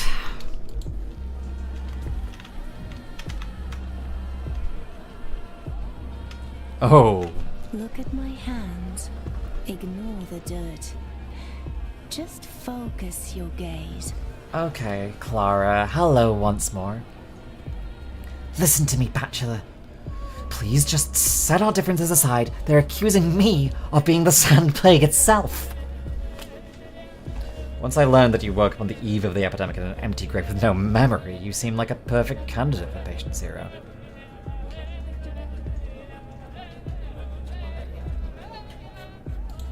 Don't you laugh at me? You know I'm helping you. We're in this together, working towards one goal. We're just different. So we do it on our own ways, however we can. You deal with prayers and mesmerism. What other medieval remedies do you have? Celandine goat kidneys? While we're at it, how are you spreading it?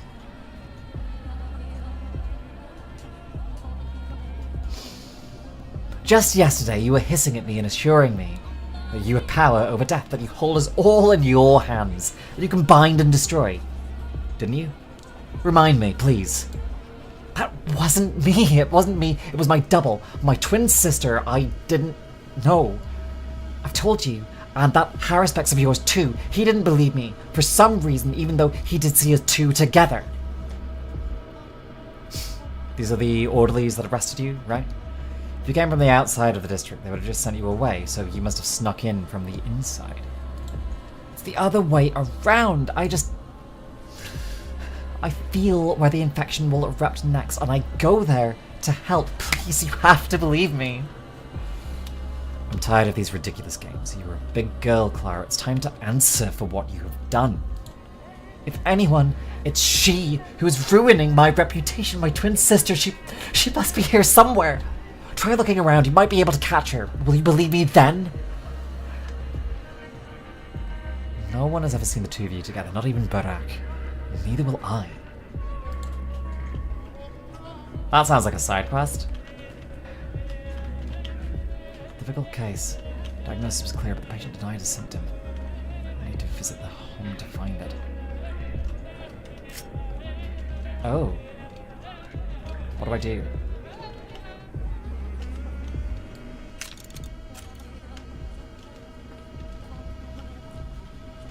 Oh. Plague, what's here?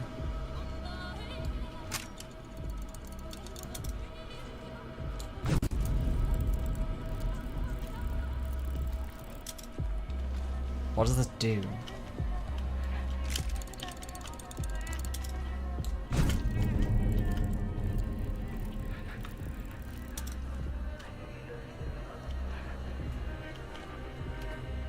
The ones lying on the ground cannot be saved, only relieved of suffering. If I help that pass from the world, I can take their time for myself. Oh! Oh.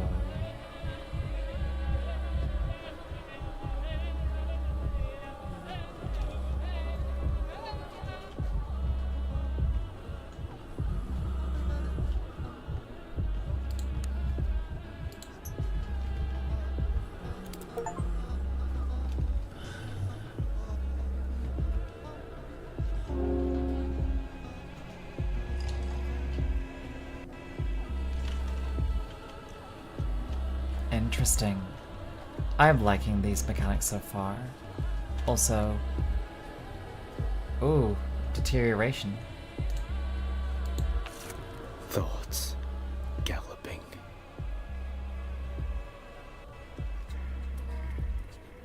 Okay.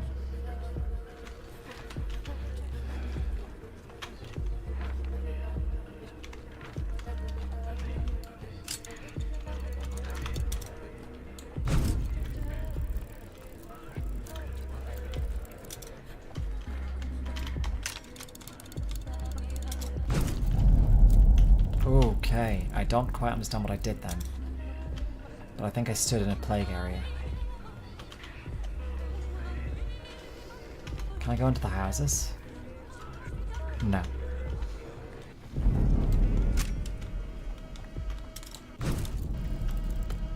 Okay, she does not like me being there.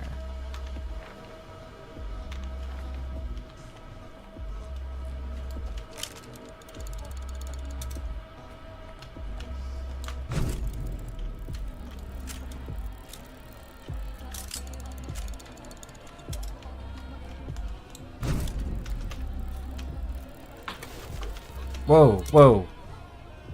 Oh shit. That was a bad idea. They just vanished from view. Just... What did that do to me? Oh, that did a lot of damage to my health. Okay. We can't fuck around here. Okay,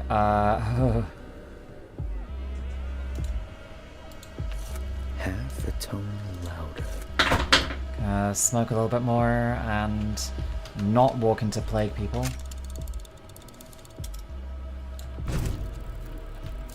Why are you a ghost? Oh. Okay.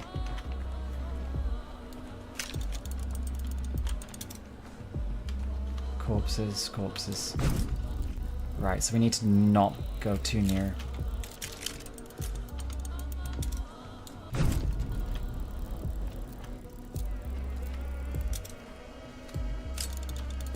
I like the ghosts of the people that used to be here walking around because Dankovsky's a little bit uncoupled from time. Am I causing myself... Am I doing damage to myself when I do that? Is there like a limitation of the amount of time? Whoa!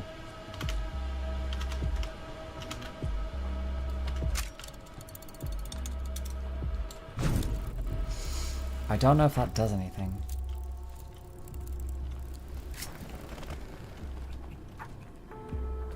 Okay, that's an interesting way to do the mechanics of this. I also don't...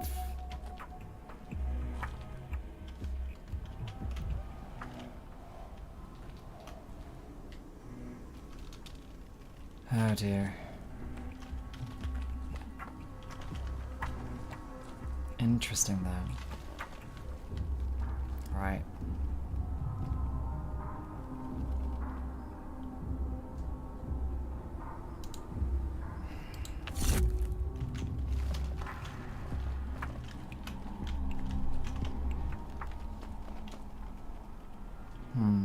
Here they exchange microbes the locals are used to barter though.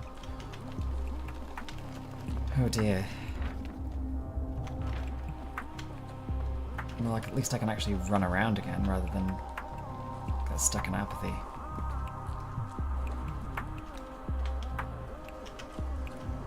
It does feel suitably cacophonous, you know? Like there's... That's the wrong word to use. Cluttered. Messy. Real. Human. Like, I like how messy the world now is. The original town in Patho 2 had a lot of mess to it. Really? I...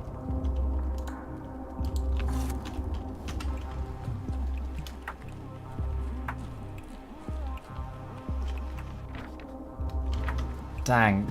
The only way to get through this, Stankovsky, is really to chain smoke your way through it all. Fucking hell.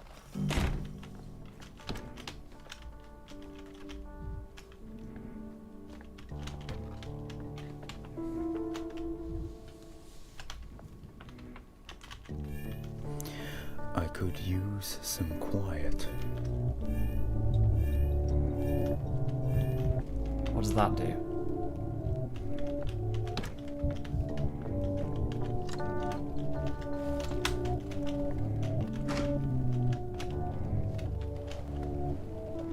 This is... I just mopped that floor and now you're walking all over it. Took forever to scrub clean, you know. Apologies, I'm not a very good walking... Sorry. Ooh. Let me do that line again. Apologies, I'm not a very good at walking in a handstand. My leg always veers off to the left for some reason.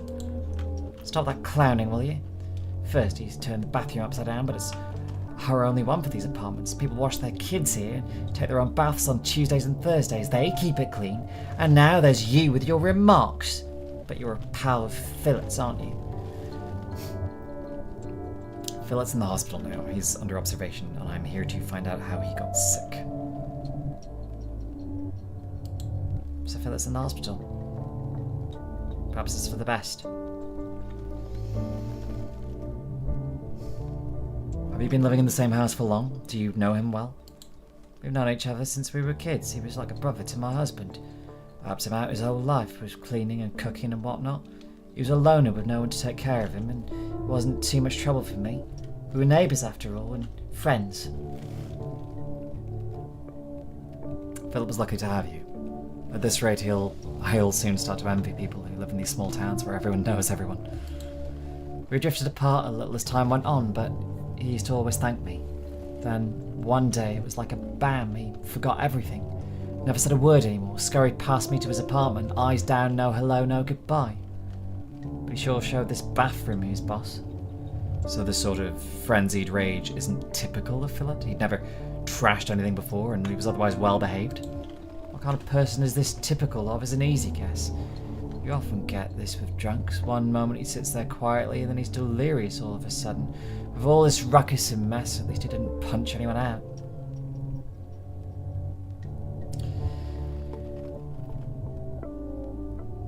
Has he been a drunk for long? Was this his first delirium tremens episode, or has he had them before? He didn't drink before, but go ahead and look out of that window. Town's falling to pieces. It's enough to make any saint start drinking. It's like people have gone crazy. Some grabbed a bottle, some grabbed a knife. It's hard to stay human. Everyone's inner beast is looking to break out. So you know for certain that Philip trusted place in a drunken haze, or is this just what you're assuming?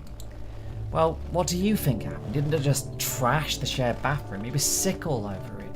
The whole place was a mess. I never thought I'd get it clean. How do you know what it's like to mop up someone else's vomit? How would a smart dresser like you know that, eh?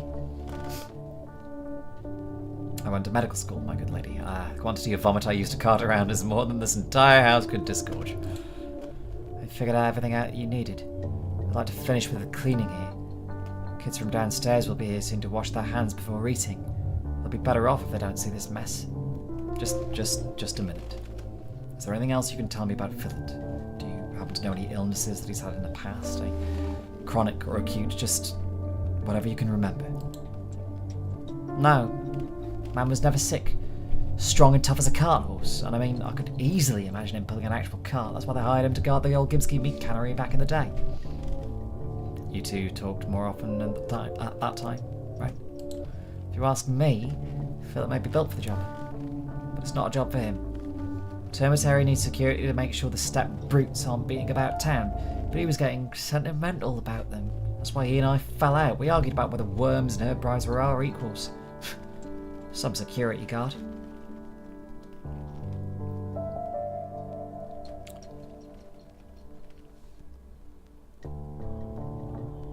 Bigotry never goes out of style, does it? He argued with me too about whether it's his right to keep, or whether it's right to keep people locked in the face of a looping epidemic. About whether people should ever be isolated for their own good. What a thing to say. Stop trying to confuse me. I don't have time to pick your philosophizing apart anyway. Got a bathroom to finish cleaning. Philip got into philosophizing too, and it both destroyed our friendship and made him an alcoholic. There's no good in that. Can we go back to his drinking once more? Your delirium hypothesis is logical, but it's still only conjecture. In fact, this denial of drinking habit sounded very sincere to me. Who wants to confess to something shameful like that?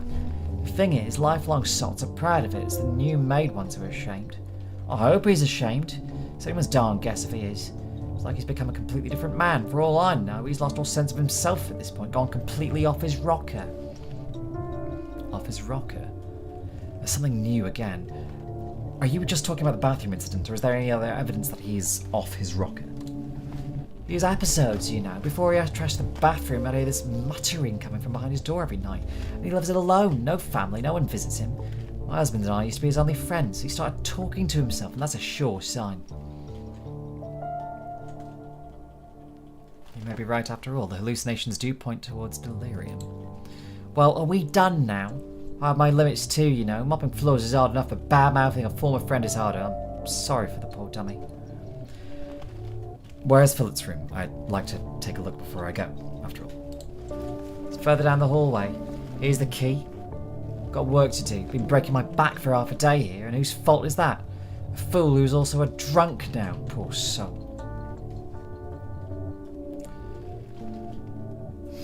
If we look at the vein issues again, in case Philip was wrong, then there's only one diagnosis left, but still, I must check his room, or why else did I all come this way?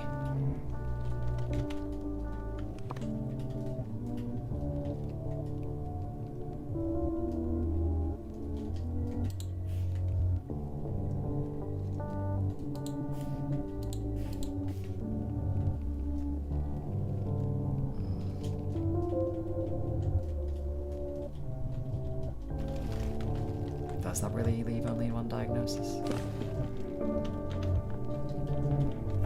I'd rather not hear this.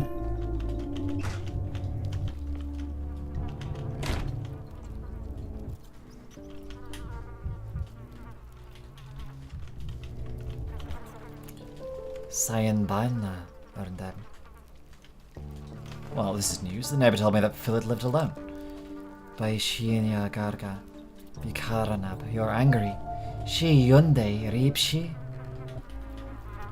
I have no idea what you're saying. No, don't be a dick in Latin, Dankovsky. I have no idea what you're saying. Hello, Erdem, I said. Why have you come? Right. Erdem, is that what you call scientists, right? I've got nowhere to go. Baichaldai. Don't kick me out, Erdem. Are you Philip's son? You don't look much like him. I'm not going back to the Warren. Oh, you must be from the termitary. You're just who I need. You people call it the termitary. I damn the hearing. You smell like danger. Bolish by Elish. Go your own way. Will you tell me what's in there then? In detail, please. People are there, Katang. What else do you want? We live there. How did you get past? No, you're hiding your eyes, lad. I don't think you're telling me the whole truth. Look, it's better if you just don't joke around with me. I'll tell, just let me go. There's a crawl hole out of the Warren. That guy Philip watches it. Let me go around the angry guards. Terenamai Abara.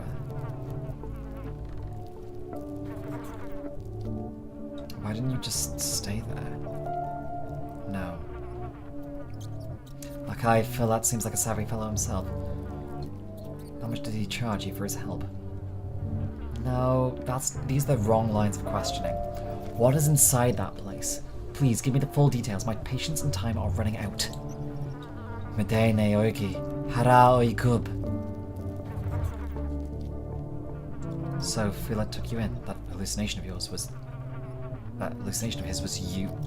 It was you he was talking to in the night, not voices in his head. Akai Philip took in, hid, sheltered, so no one sees, no one returns me to the Warren. Be chododoho, be chododoho, bayare churegeb. Talked quietly. Zilge nogon, yaza shasherneb. So no one hears. Trying to sight read a language that is not entirely real is quite hard. This is based on several different real-world languages, but it's not actually any single one of them. I am really, really sorry if I have mispronounced a lot of these. I'm doing my absolute best. Your neighbor heard anyway, but don't worry. She thought Philip was out of his mind. If you keep quiet, she won't notice you. Where's that guy Philip? Yun Bolob? How is he? Finally, some sensible talk. He's in the hospital. He's ill. I'm a doctor and I need to find out what he's ill with. Will you help me? I will. Namda Tailakati Yaratib. Kai Philip sickens. I saw it. He sickens. Does Philip drink vodka, wine, the step herb infusions of yours? At first glance, I didn't see a single bottle. Not a drop. Strict on himself. Doesn't allow me, neither. Kalin Shengi Katu. Huh. So the neighbor was mistaken after all. Perhaps she wanted to be mistaken out of spite. Reason doesn't really matter, though. What matters that he wasn't drinking. How else can I help? Sevakai filater them. Bishamha asunab. Stay put. Don't you dare sneak away. I need to look around and then I'll ask you more in a little bit. Interesting. It's not Turin syndrome then. But we can take hallucinations off the list. Bradycardia.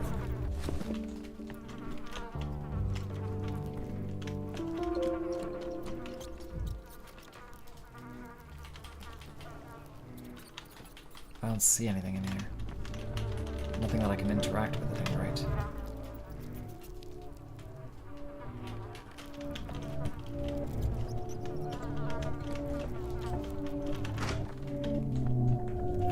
It was quiet in Thanatica.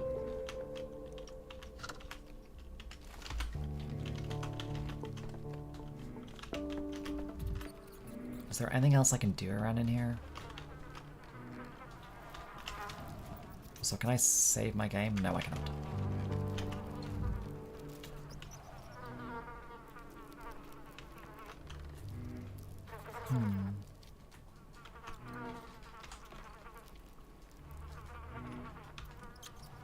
Investigation to clarify the diagnosis.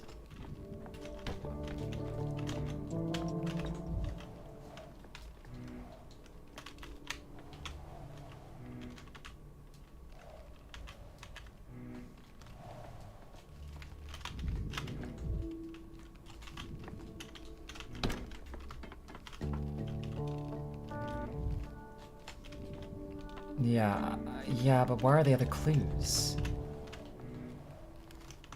I don't... But rags. No label on the pills. So he's had a fever for a few days before. I guess.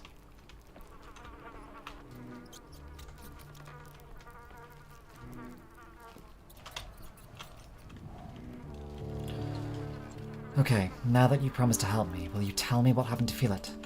I will. Namda Tilkebiki. Tilkegi Yiritabe. Akai Philip sickens. I saw it. He sickens. I found some pills. They have medicine. What are these? Who's taking them? We don't use these in this step. Bibata Bekir Medeni Guib. Akai Philip said they are so the head doesn't ache. Okay, another symptom. Good. His head hurt. Terezoboho.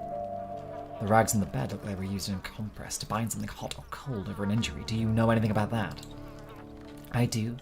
And the Hain and Nagalki.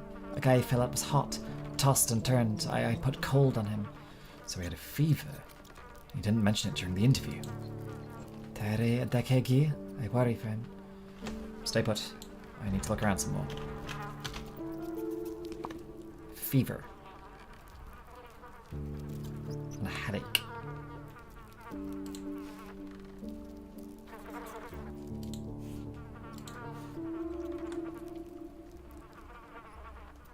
Where's the fever? And do we want to put fever?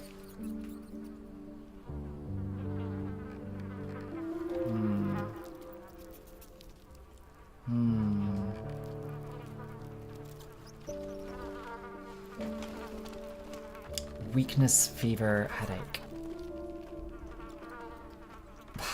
That's just opened up the diagnosis. Hasn't really closed it at all.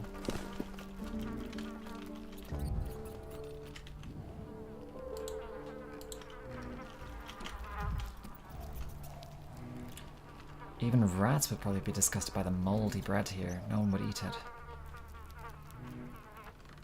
This is very nice. I do like the kind of like the mind map kind of vibes of this. Well, let's see.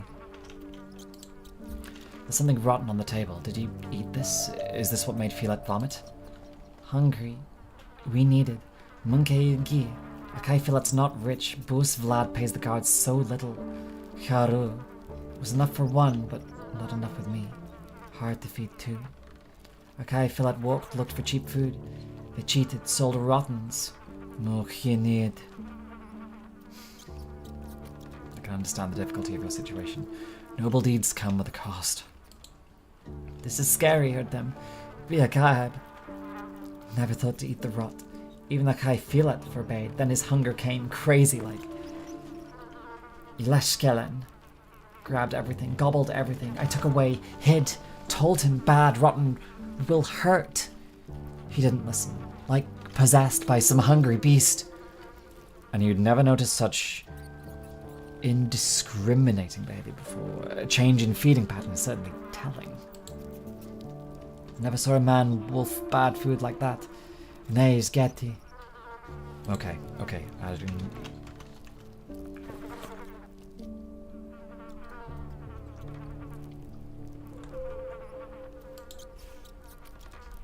Okay, adding bulimia to the symptoms.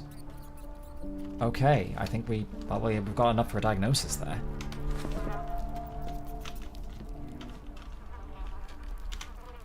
At least as far as I can tell. It looks like that's the only one that really adds. So we've got... Ooh, hold on. Take headache off. Just to be absolutely sure. We have... Oh no, we do have that confirmed. We got weakness, fever, headache and bulimia confirmed, so nephropathica epidemica. Okay, no. Yes.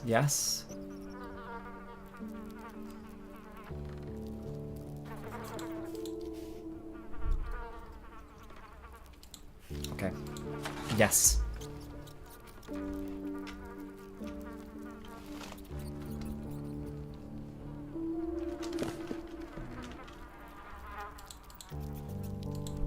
Is there anything else that we've missed here?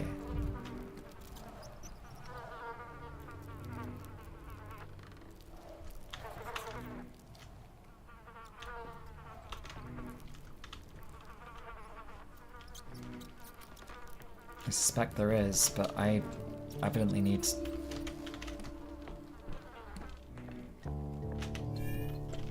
Yes, this is a migraine.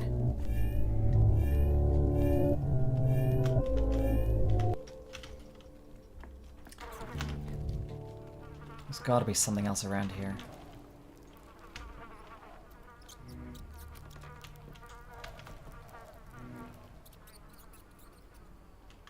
I ate the scraps anyway.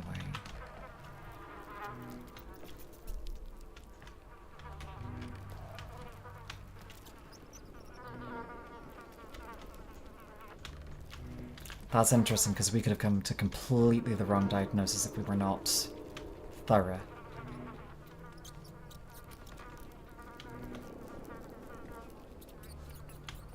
I don't see anything else that would really assist us in this. It's just...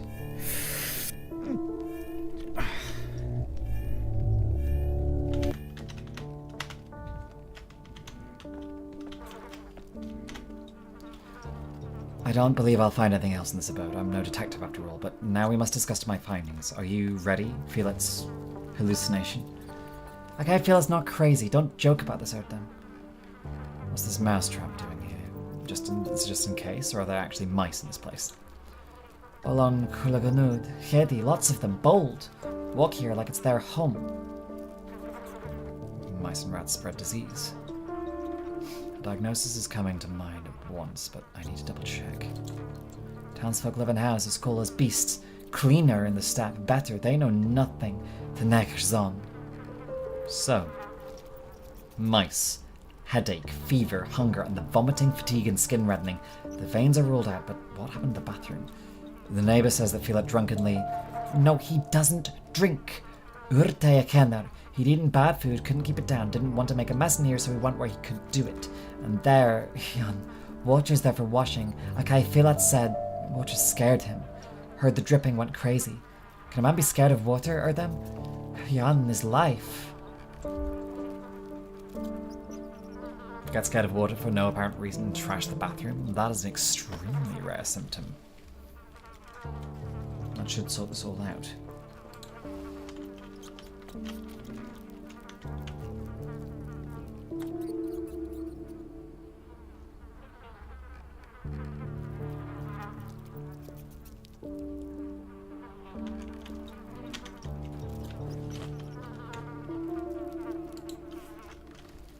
That only confirms our theories more.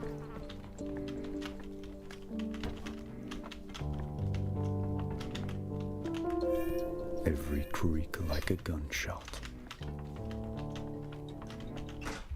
Okay, I think we have a good idea then.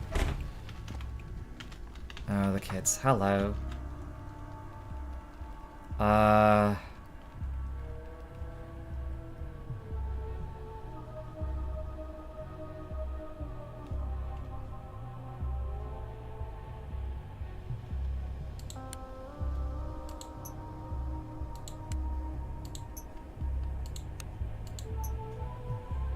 Strychnine? Oh, that's useful to have then.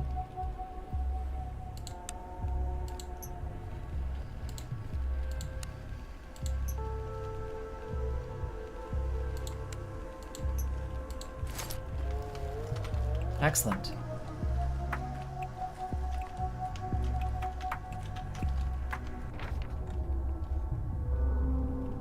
And now I need to get back to the hospital.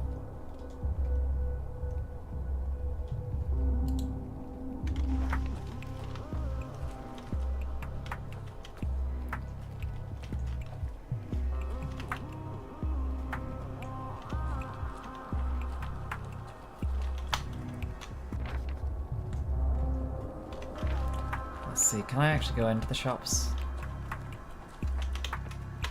Or have I just gone entirely the wrong way?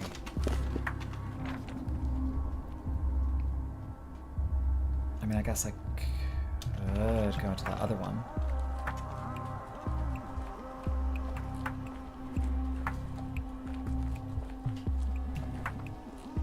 My god.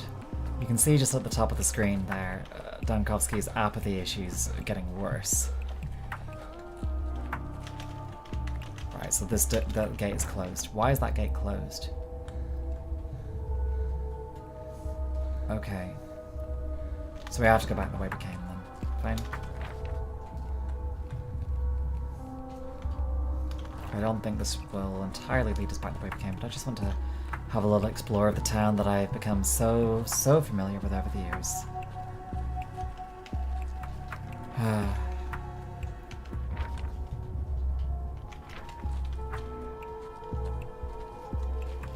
Dankovsky, don't get too broken. It's okay. Just use a little. I need some more smokes. Honestly, that's what I need to do. Also, we're going to use one of these to get the hit points back up to something resembling normal. Because otherwise we're going to have a bad time.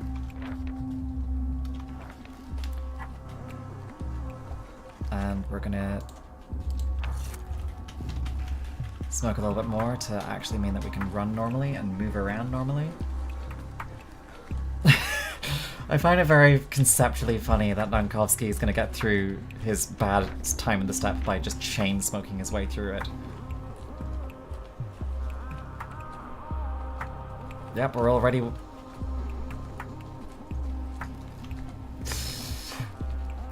We're already doing bad again.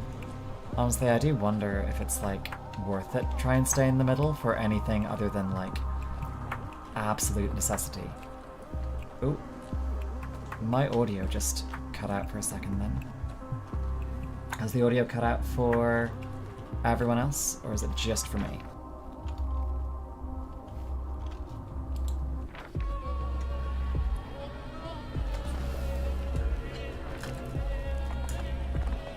think it was just me because... Oh dear, right. Right, we are now gonna... How do I get the viewfinder out again? Whoa, he's right there, right there. Okay. Let me just double check the controls. So, equip, put away the prototype is 1, and draw the gun is 2.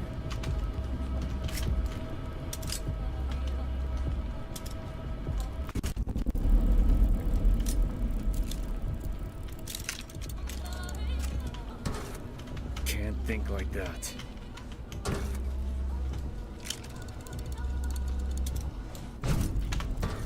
That did nothing. Too high strung.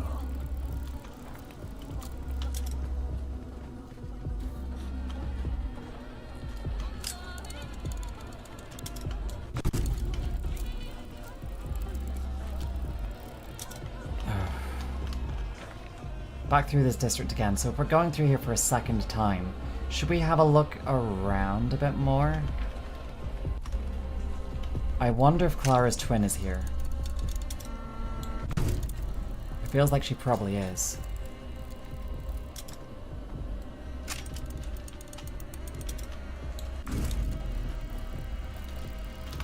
What with all the ghosts that are wandering around as well.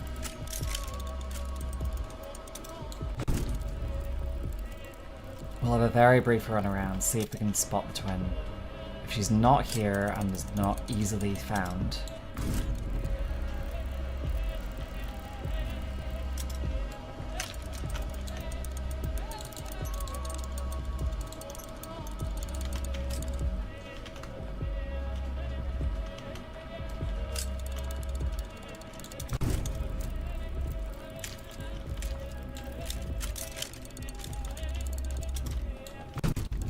Then I don't really know.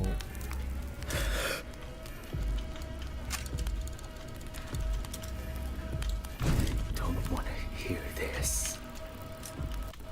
Okay, so staying near the fires actually puts you back into the good zone.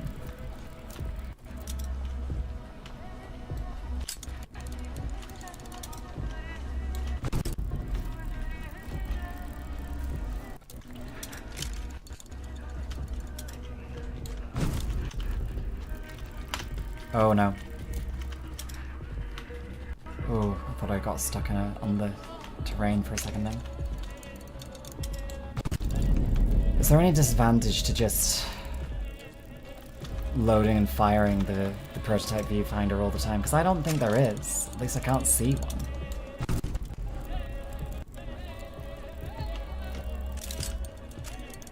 Hello. Fancy seeing you here. Hey, look at me, Doctor, and make sure to take a good look. Are you upset about something? Upset? Oh, he is upset. Listen, I can't talk to you about important matters when you can't get a hold of yourself. Long time no see, little saint girl. You move fast, don't you? You're beside yourself, Doctor. Your senses are out of tune, which means you don't even understand which world you're in. You're looking at me here and you see who knows what. No. No. I'm not seeing anything like that. I'm hallucinating because of exhaustion. I should take a deep breath. Count to 30.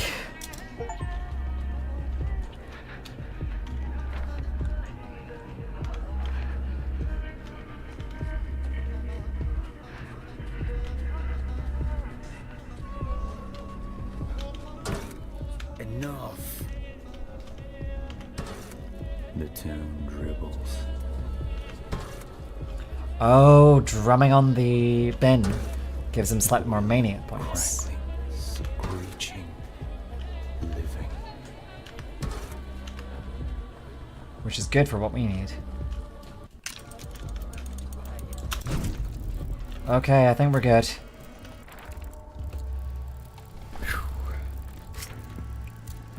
That's fascinating. I fuck with these mechanics. Misophonia, Denkovsky. Yeah, I fuck with these. I fuck with the mechanics here. Oh, they brought the bulls.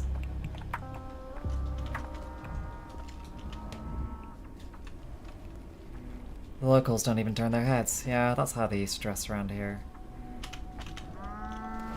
It's the night of good life to you, Erdem. Here are your bulls. Bikara, are you not glad to have them? Where are those donkey of yours? The ones that came this morning. I remember them sending them to fetch the bulls. You've insulted them. The worms don't want to deal with you anymore. The worms believe you're a bad man. A churlish, ungrateful man. Moi kun. Moi. Moi. I'll try to do better. Are you going to take our bull's blood? I need to make today's vaccine first. After that, I will get on with the universal one.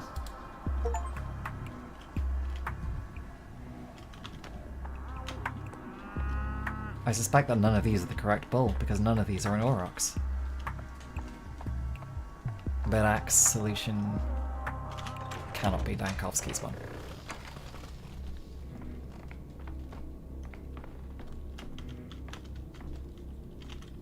Finally! I've been waiting for you, Dr. Dankovsky. As you can see, I've allowed our volunteer orderlies to leave on a break, but they'll return as soon as you give the word. Good. Rest is necessary. Let them have a smoke, visit their families, and who knows. God, they might not get another chance. Consider it done. But, what of the third patient, Filat, the termitary guard? Do you have a diagnosis? I haven't put him to sleep yet. I thought he might be useful to you again. I visited his place in the Skinners. Had a look around, spoke to neighbours and someone else. I understand his illness. Just be sure to put it in the document and to stamp it too. Mr. Little, I barely recognise you. You're going to teach me how to maintain patient records now. Here you are. What took you so long, Doctor? Did my mice detain you? You're joking, despite your nerves. It's a good sign. You can relax. I've seen it, and your secret has been uncovered. So you met him. I tried to protect him with everything I had. Went to your hospital so that he wouldn't catch it from me. If we just talked right from the start, we wouldn't have wasted all this time. You've stalled an entire hospital. You're a good man, which usually means inconvenient. Never been a good liar.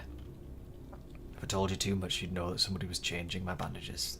I needed money to feed 2 mouths, so I talked as little as I could. Regardless, I found out. Nothing to hide now. Sure, I led the boy through a hidden passage away from the slaughterhouse. He's just a kid. Doctor, it was hardship that brought him to the cannery. And just like that, that lad put him to work. Young or old, doesn't matter the old Gimskis. I sent everyone to the factory.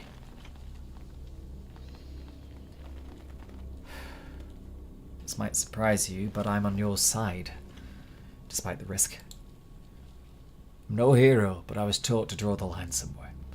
I treat people like people, period. I've done what I could. So you're saying you'd let more people out if you had more authority in such decisions?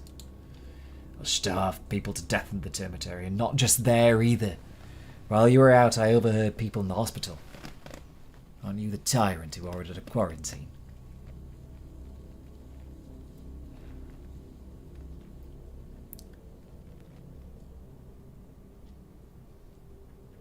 Without the quarantine, the plague would devour your town in just a day or two. It's the plague I restrict, not people. Those are dangerous games you play, Doctor. I'm not the only one who doesn't like restrictions. Today, people endure. Tomorrow, too. But the days that follow, they'll erupt. I told you, you can't humiliate a living being without suffering consequences, and this imprisonment humiliates the town a second time. You try to shame me. As if the quarantine was some whim I had. If only we had another way. This won't end well, I tell you. Neither of us can tell the future. And Philat, I came to talk to you about your diagnosis. Drink this glass of water, please, before we continue. Oh, take it away. I can't stand here. It's sloshing. Take it away, doctor. Mr. Little. Calm the patient down, please. I never should have dismissed the orderlies.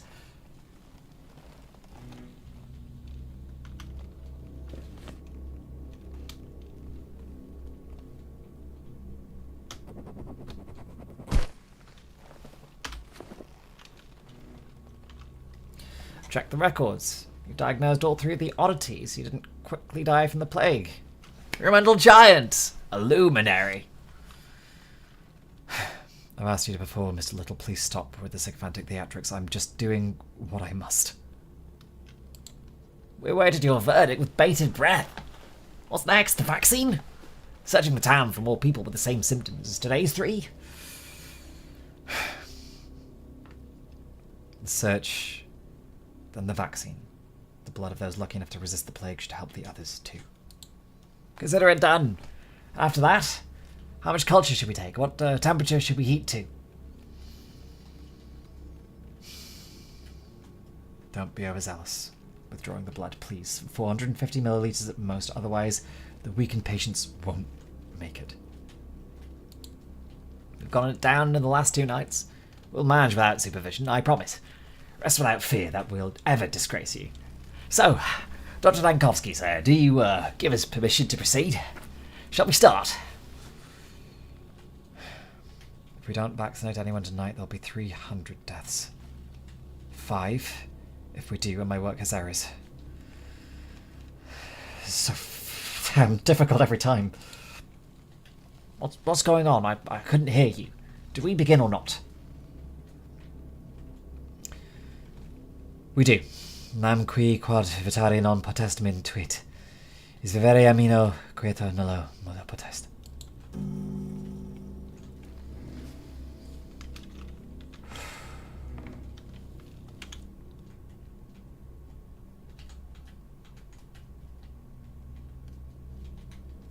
Okay. Here we go.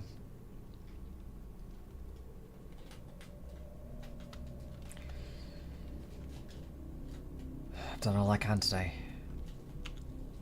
Time to go back home to my quarters. To Eva.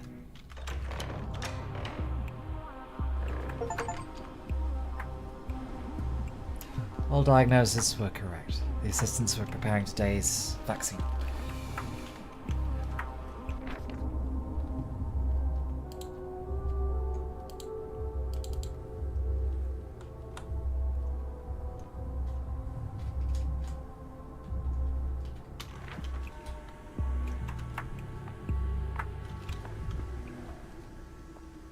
My hallucinations don't need me anymore. So self-absorbed. You've done all that you could, Signor.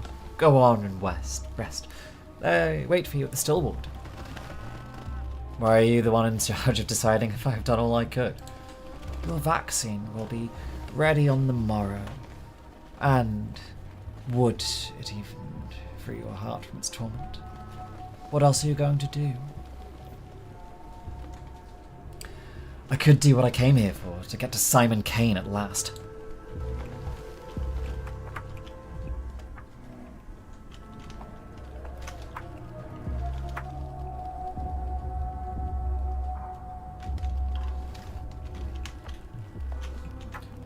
Okay.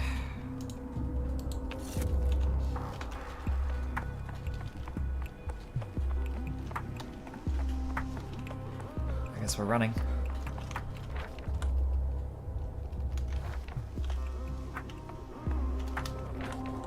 Oh, the restrictions here are going to be very confusing very quickly. Okay. I get it.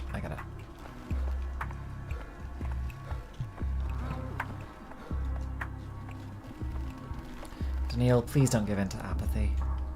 If I have to fucking down some more strychnine and mania you up just to survive this, then I guess I will.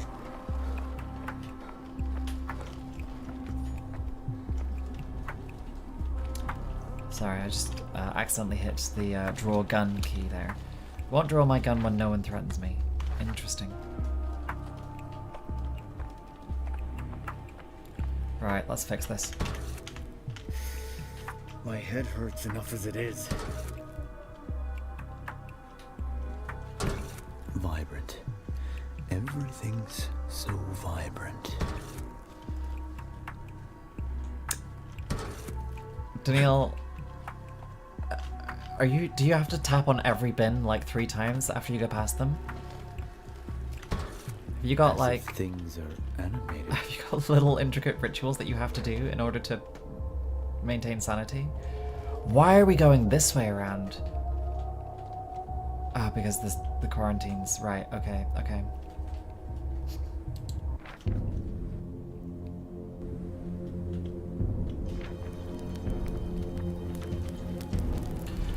Doctor, we're rotating. Leaving, that is. Abandoning our post. The reason being? Well, we didn't sign up for this. They've got to arm themselves, not petty thieves, no. These are proper, what's the word, thugs? They shoot, Doctor, they stab. It's really unheard of around here, raising a knife against your fellow man, and we're unarmed. Are you asking me to arm you? No, we're not thugs. Your capital might be a vicious place, but this town used to be a living thing. We don't have, murders. We have an epidemic. They have side effects. Violence, dissolution of boundaries, desperation. I foresaw all of this. I'm afraid not, Doctor. We're volunteers. We took no oath.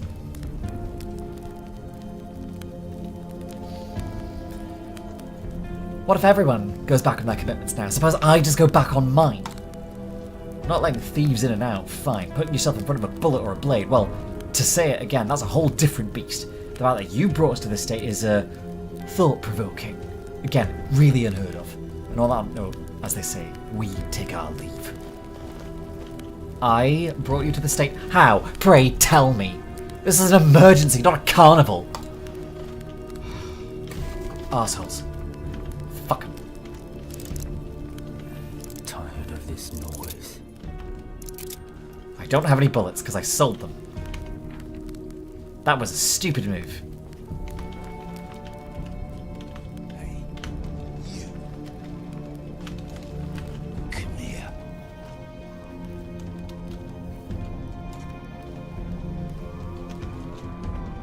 Got you.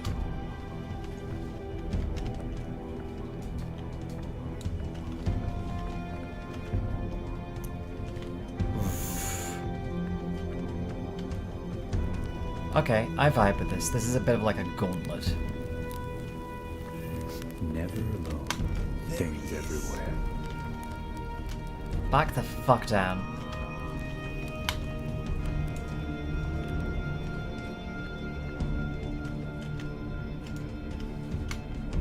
Closer. Oh, coward. Come back. There he is.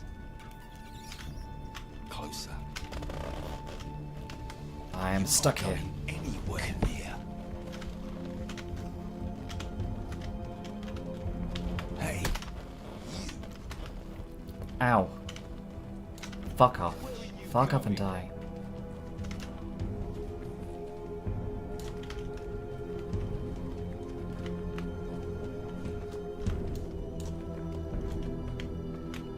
Oh jeez, no!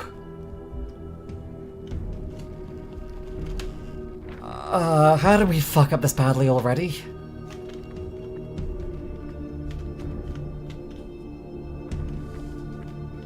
Please, just let me tap on this bin.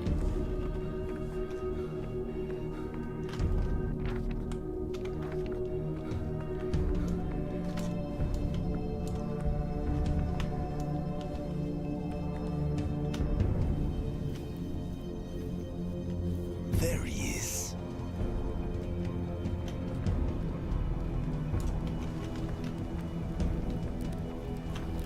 Okay. Whoa. Come here. Fuck off. Got you. Get back here. Hold it. Fuck it.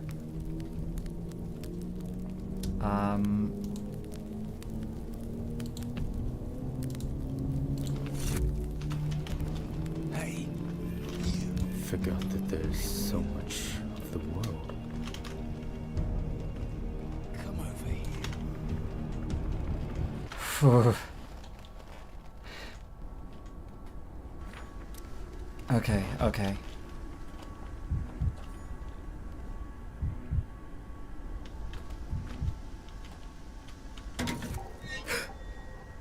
Oh, that was a bad idea. That just made me more neurotic.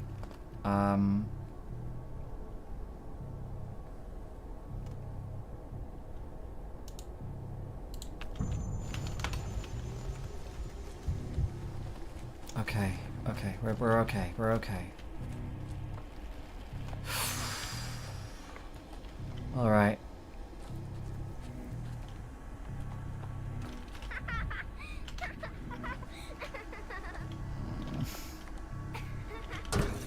It was quiet in Thanatica. Things are not going well here.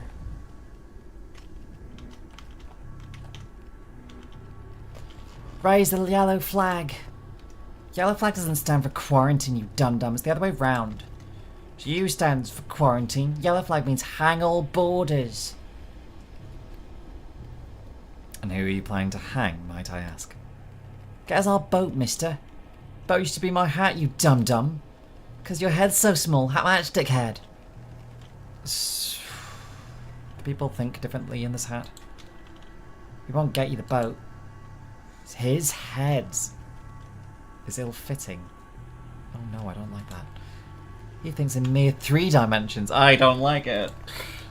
You won't do, mister. Leave the boat be.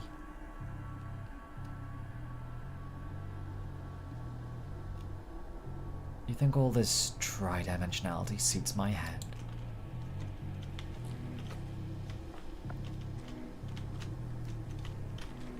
Can I get the boat? No. It feels like it's really easy to just... Can I, like, drift it towards them? I don't think this is going to do anything. I think I'm just wasting time. Every creak like a gunshot. Gotta tap them 3 times so that you're safe. Oh no. Oh no.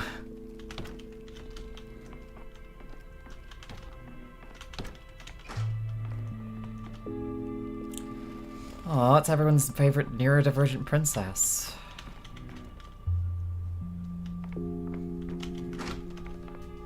We'll talk to her in a second. I just want to have a look at everything.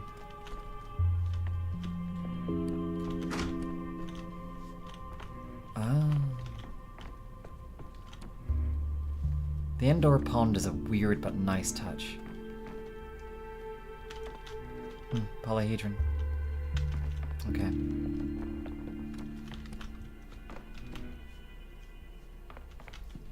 I presume that these are my quarters.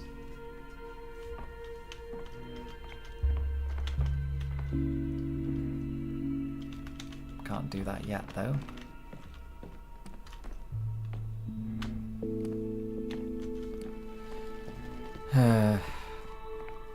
Alright, okay.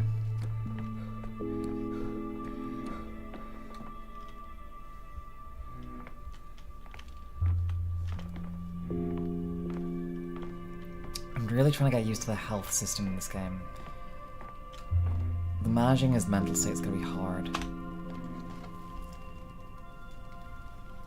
Every object has a heartbeat. Can't you hear them? Her outfit's improved. You're back. And just in time. You know, a mob is slowly gathering outside the house. I didn't see anyone. I did. They peer into the windows. They're planning something, deliberating. Sometimes they carry torches and sometimes stakes. I think they're up to wickedness. I'll go out and check so that you don't worry. Don't. Please, don't. For my sake. I'll be careful. If you decide to go out and check after all, then please take me with you. There's no need. I won't be there long. Wait, let's talk a little first, like we always do. You said it yourself yesterday. When you're talking to me, it's like talking to a cat. It's the only way to sort your thoughts.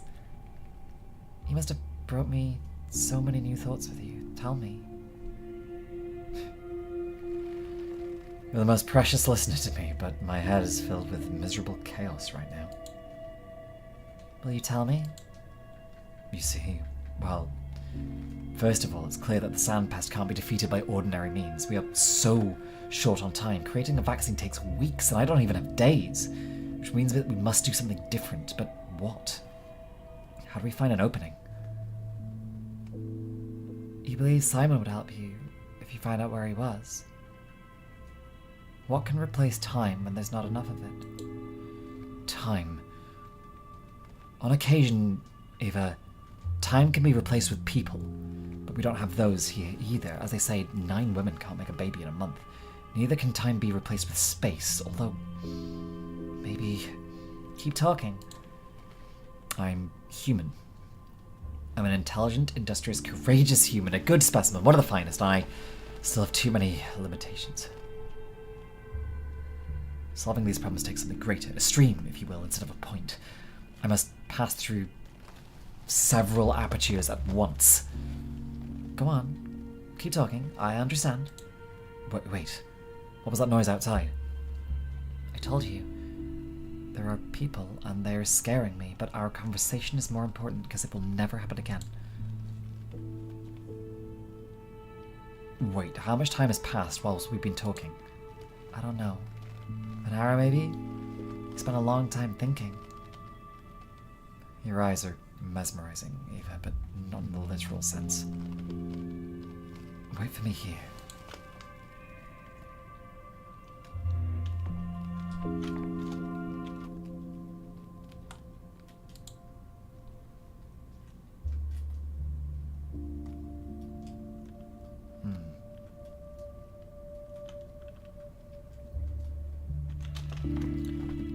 The strangers outside Eva Yan's house, this is familiar.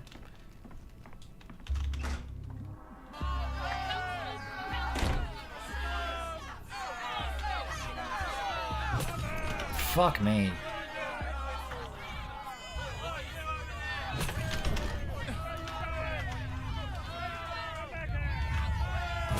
Fuck me. Ow. Bad idea. Yes? Shit, did I just die? It's so hard on you, you poor thing. Look, some of your hair has turned grey the past days. You're a learned man. Why does it do that? Can someone's hair really grey so suddenly?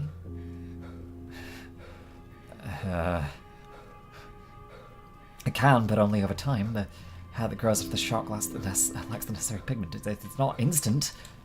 So what's happening out there? What do they want? I made one mistake. Just one? What mistake? Now you're making fun of me? Tell me. What was it? Did you make this mistake in the past? Yes. You see, I was trying to tune down the panic and stop the infection from spreading, so I issued some harsh decrees on quarantine measures. I told everyone to stay home, no talking, no sneaking out. Not everyone found this enjoyable. But it was the right thing to do. It all piled up, rather unfortunately. Your regular supply train run was running late, and the quarantine was very sudden. Many people lacked necessities, food, medicine, water, and much more. The town became a rat trap, and a cornered rat pounces on the cat. It even overcomes it. Sometimes. I've thought it all through. I'll revoke the decree right now. It won't get any worse. No one complied with it anyway. It just led to exasperation. No sanitary measures. There's no authority here. Just anarchy and chaos. To hell with it. I'm revoking the decree this instant. Is it not too late? Well, something has to be done anyway. Oh, a boy came here recently, agitated, angry, carrying some papers. I gave him bread and dried apples. He's upstairs, by the table that you sign all your papers at. Yes, sir. I know. That's Sticky, the town's messenger. Nimble kid.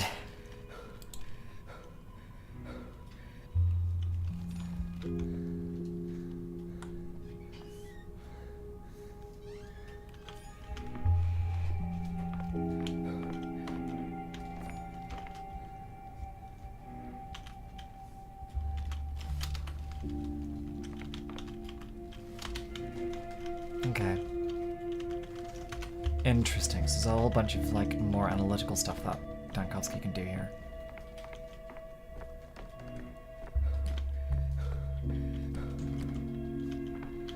Ah. Familiar kid. Hi. Their murderer is a steppe demon. A Shabnak Adik. I just know it. I thought it was Shabnak Adir. So they made a bunch of decrees about the town. Like there weren't enough already. Told me to bring them to you for approval. For review, not approval. I'll only approve them if I find them at least minimally sensible. Hold on though, boy. I know your face, not just from the town hall. I've seen you before, elsewhere. I was your assistant when you stopped the outbreak here in the stone yard. Birdies, gather you here. Did you forget? You must have the memory of an old fish. Right, yes, I remember now, but that's... When was that? How many years ago? Has it really happened already? Can I go now, or what? I've got a ton to do. Wait, I'm going to decide now, and you're going to announce it, so that it's carried out at once. You'll have to ask the higher-ups, so I just bring you what I'm given. You decree, we carry it out, instantly. You got full authority 2 days ago, didn't you? So use it. We'll obey. As far as I'm concerned, roosters do the crowing, and who cares if the sun doesn't rise? Yes, and I'll use that authority to lift the quarantine. It can't get worse than it already is.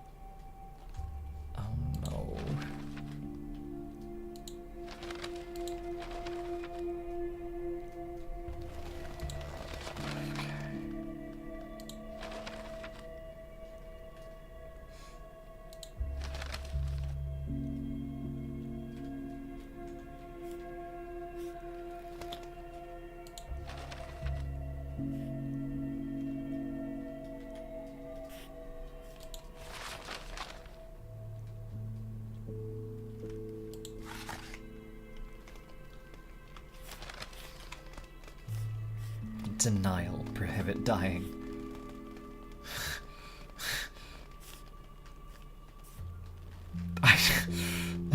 Effects, none.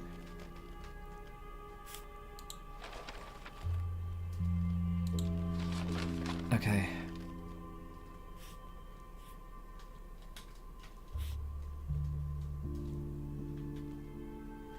So we can't do quarantine despite the fact that that would actually help.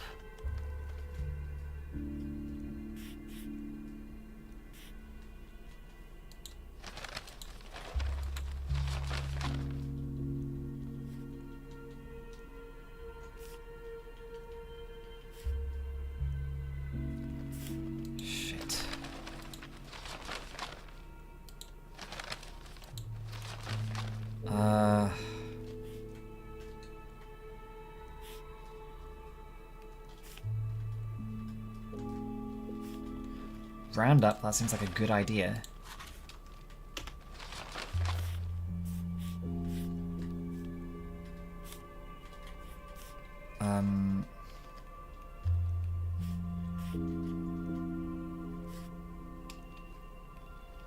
What are we low on? Patrolman?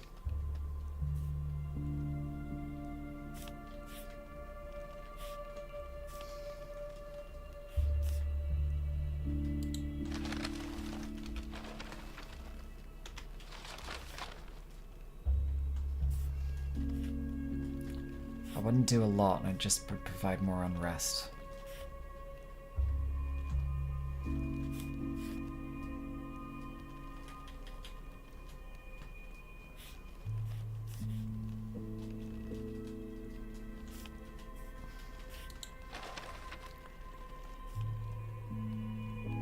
That would be ideal, but we don't have enough patrolmen, do we? I don't know how we get more patrolmen for this.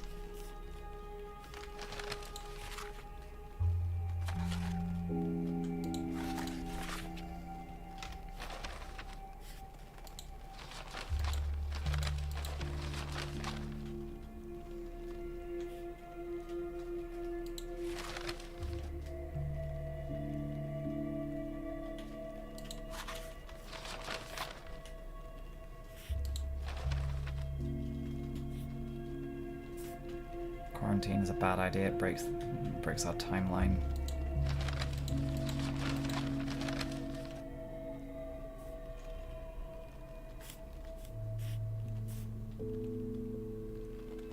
Food distribution seems like a good idea.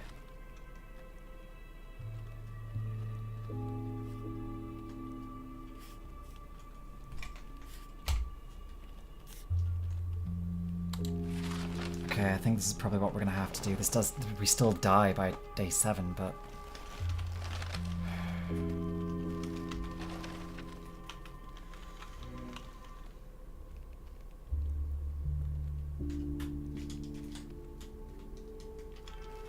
Okay.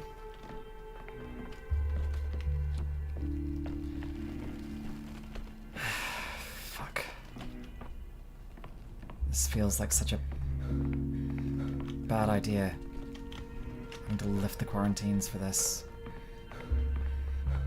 It's not a good enough reason.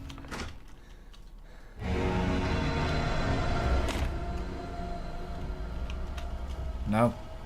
I'll look.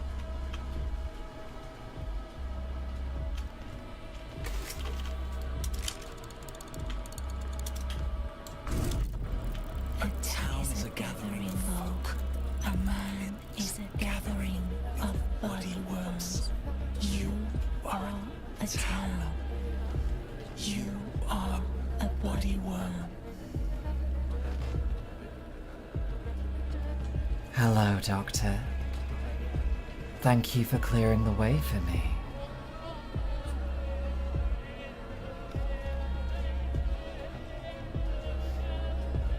I can assume that this is a case of damned if you do, damned if you don't, as my colleague Barak would put it. You're not. You're just a smart fellow who finally understood that I'm a blessing, not a curse. That Simon of yours figured it out long ago, by the way. That's why he allowed me into the town. That's why he took my communion. Is that why he died? Oh, Bachelor. He hasn't died. You're just looking in the wrong direction. He excluded time from the world, and thus became immortal. He's dying, sickening, living, rotting, thriving, all at once. He found a way. Just a minute. Give me some time to think. I can wait. I have time aplenty. An infinite amount. Now, where's my nearest clock? My sundial is useless in the plague mist. Right.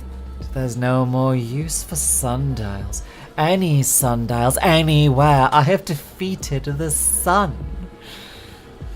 No matter. I'll find a mechanical clock. I figured out how to fight to you. I understand it now. And not just you either. Everything.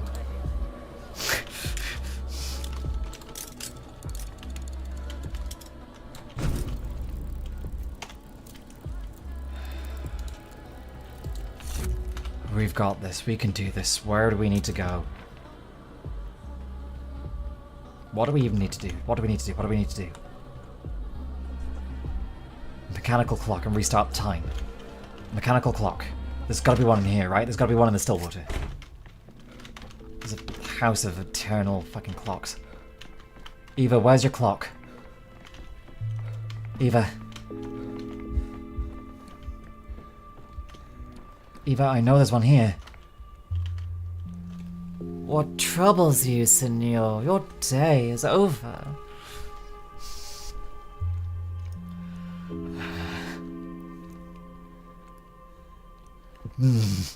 It's not just the illness, it's the chaos. As soon as I've contained the plague, the town erupts into rioting. How do I work in every dimension at once? There is not enough of me. A mire indeed, so let it not your grave become. It may be best to Christ surrender. At least you've held on to humanity, a feeble joy, though that may be to you. You can but do the things that can be done, no more accept your fate so as it stands. There still can be a victory in this.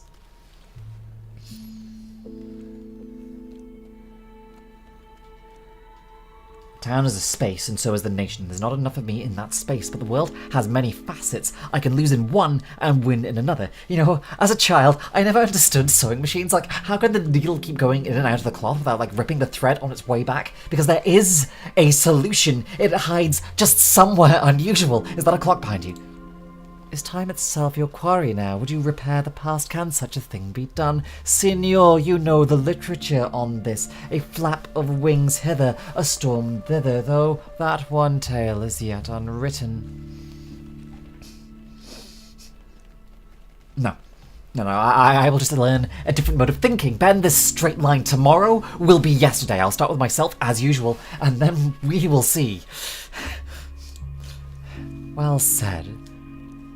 But I knew you not to be a Berkeleyan. I clicked on the wrong option. I'm so sorry. I suppose my remaining option is to become one. Then lay your head and sleep, or will you stare into the clock's face as if it were a stereogram, or perhaps a sacred icon? Perhaps it shall become what it is not. Yes, I suppose that's the thing to do. It will respond, and then there won't be too little of me to go around anymore. I just keep thinking about the day that it all began. I'll start all over. I'll be there. Here I am, in the capital.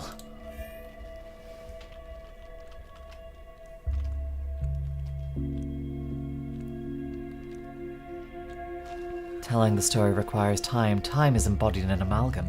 I will consume it when we're trying to recall another day. A new day brings new memories. Select a day to explore.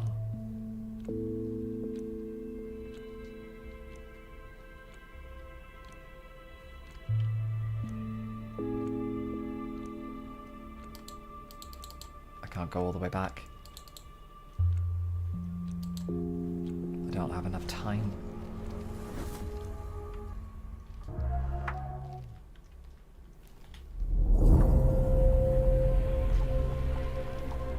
Thank you all for joining me.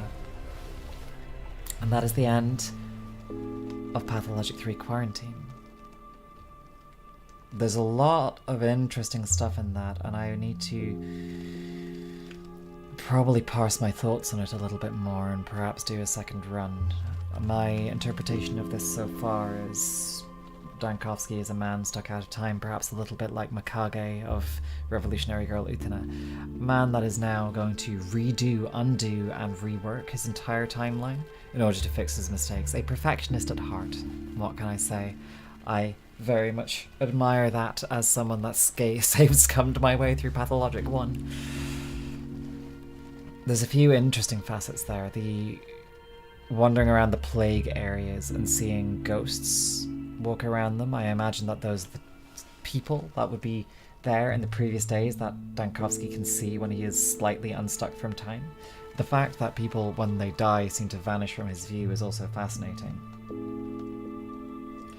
Like they don't matter anymore, like he's kind of done with it, like he doesn't... It's not that he doesn't care, but he has other things to care about more, other things that are more important. A few individual deaths here and there can't matter as much when the whole plague quarantine's on the line, and I mean, I get it. I first-hand get it. Every death does matter, and every death always matters. But if you let yourself feel every single one of them, it fucks you up. So I like the tales of that. I like the way that the research is being done and the edicts are being done. And I really, really like the diagnosis system in this. It does feel a little bit more, I guess, robust than previous iterations have been. Pathologic 1 barely has a diagnosis system. Pathologic 2 has what I would term a kind of like a rudimentary minigame diagnosis system, which makes sense in the context of Burak's story being tinctures and herbs and trying to mix stuff together. Dankovsky's feels a little bit different.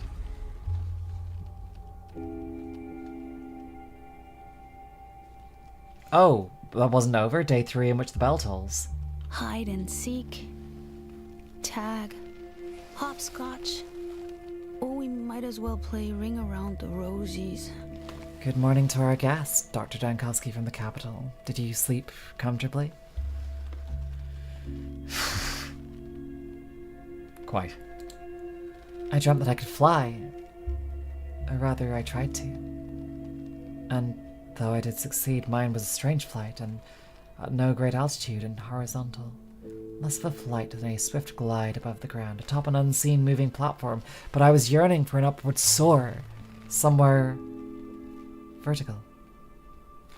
And you, what did you dream of?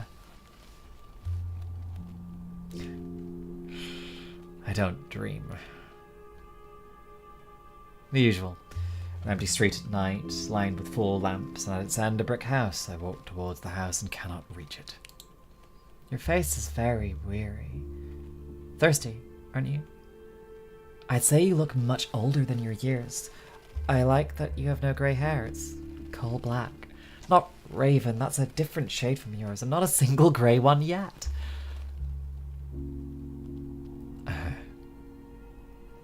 I think you have poetic inclinations. My taste in poetry is mostly Horace, so I'm doubtful that we'll be on the same page. You have a troubled day ahead of you. Will you be back tonight? I'll be waiting. Waiting? What for? I think you'll be in great need of a listener after the kind of day you'll have today.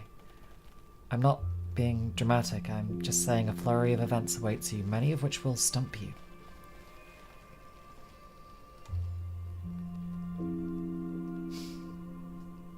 Not easily stumped. Indeed, you failed to stump me now, somewhat vertical.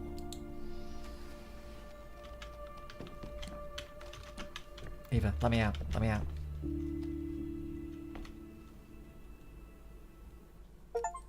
I think that was it. Okay, now we're back at the main menu. What do I think? I am cautiously optimistic and quite excited. This looks like it's going to be doing a lot of stuff that I really want it to. The fact that Dankovsky can become so, I guess, unstuck in time and perfectionist and neurotic in this iteration of the story is interesting to me. I think that does give him a lot more of a broad depth of character than the original writing left him with. Like, Pathologic 1 Dankovsky is a very good character, a very fun character to examine. But I think this gives a lot more depth to his persona. I admittedly also read kind of Dankovsky's, the things that he doesn't say in his dialogue trees as things that he thinks of, thoughts that go through his mind, unfiltered. There is every chance that he might word vomit an unfiltered thought, and you can be a complete fucking ass when he does that. I don't know. I vibe with this portrayal quite a lot. I think this has got a lot of interest, and there's a lot that interests me in it. I guess we'll see what happens when the full thing releases. Thank you everyone for joining me. I very, very much appreciate all of your brilliant hard work? Why am I saying that? Why am I saying I appreciate all your hard work?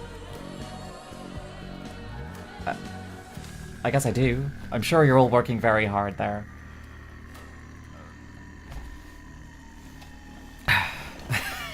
Jesus.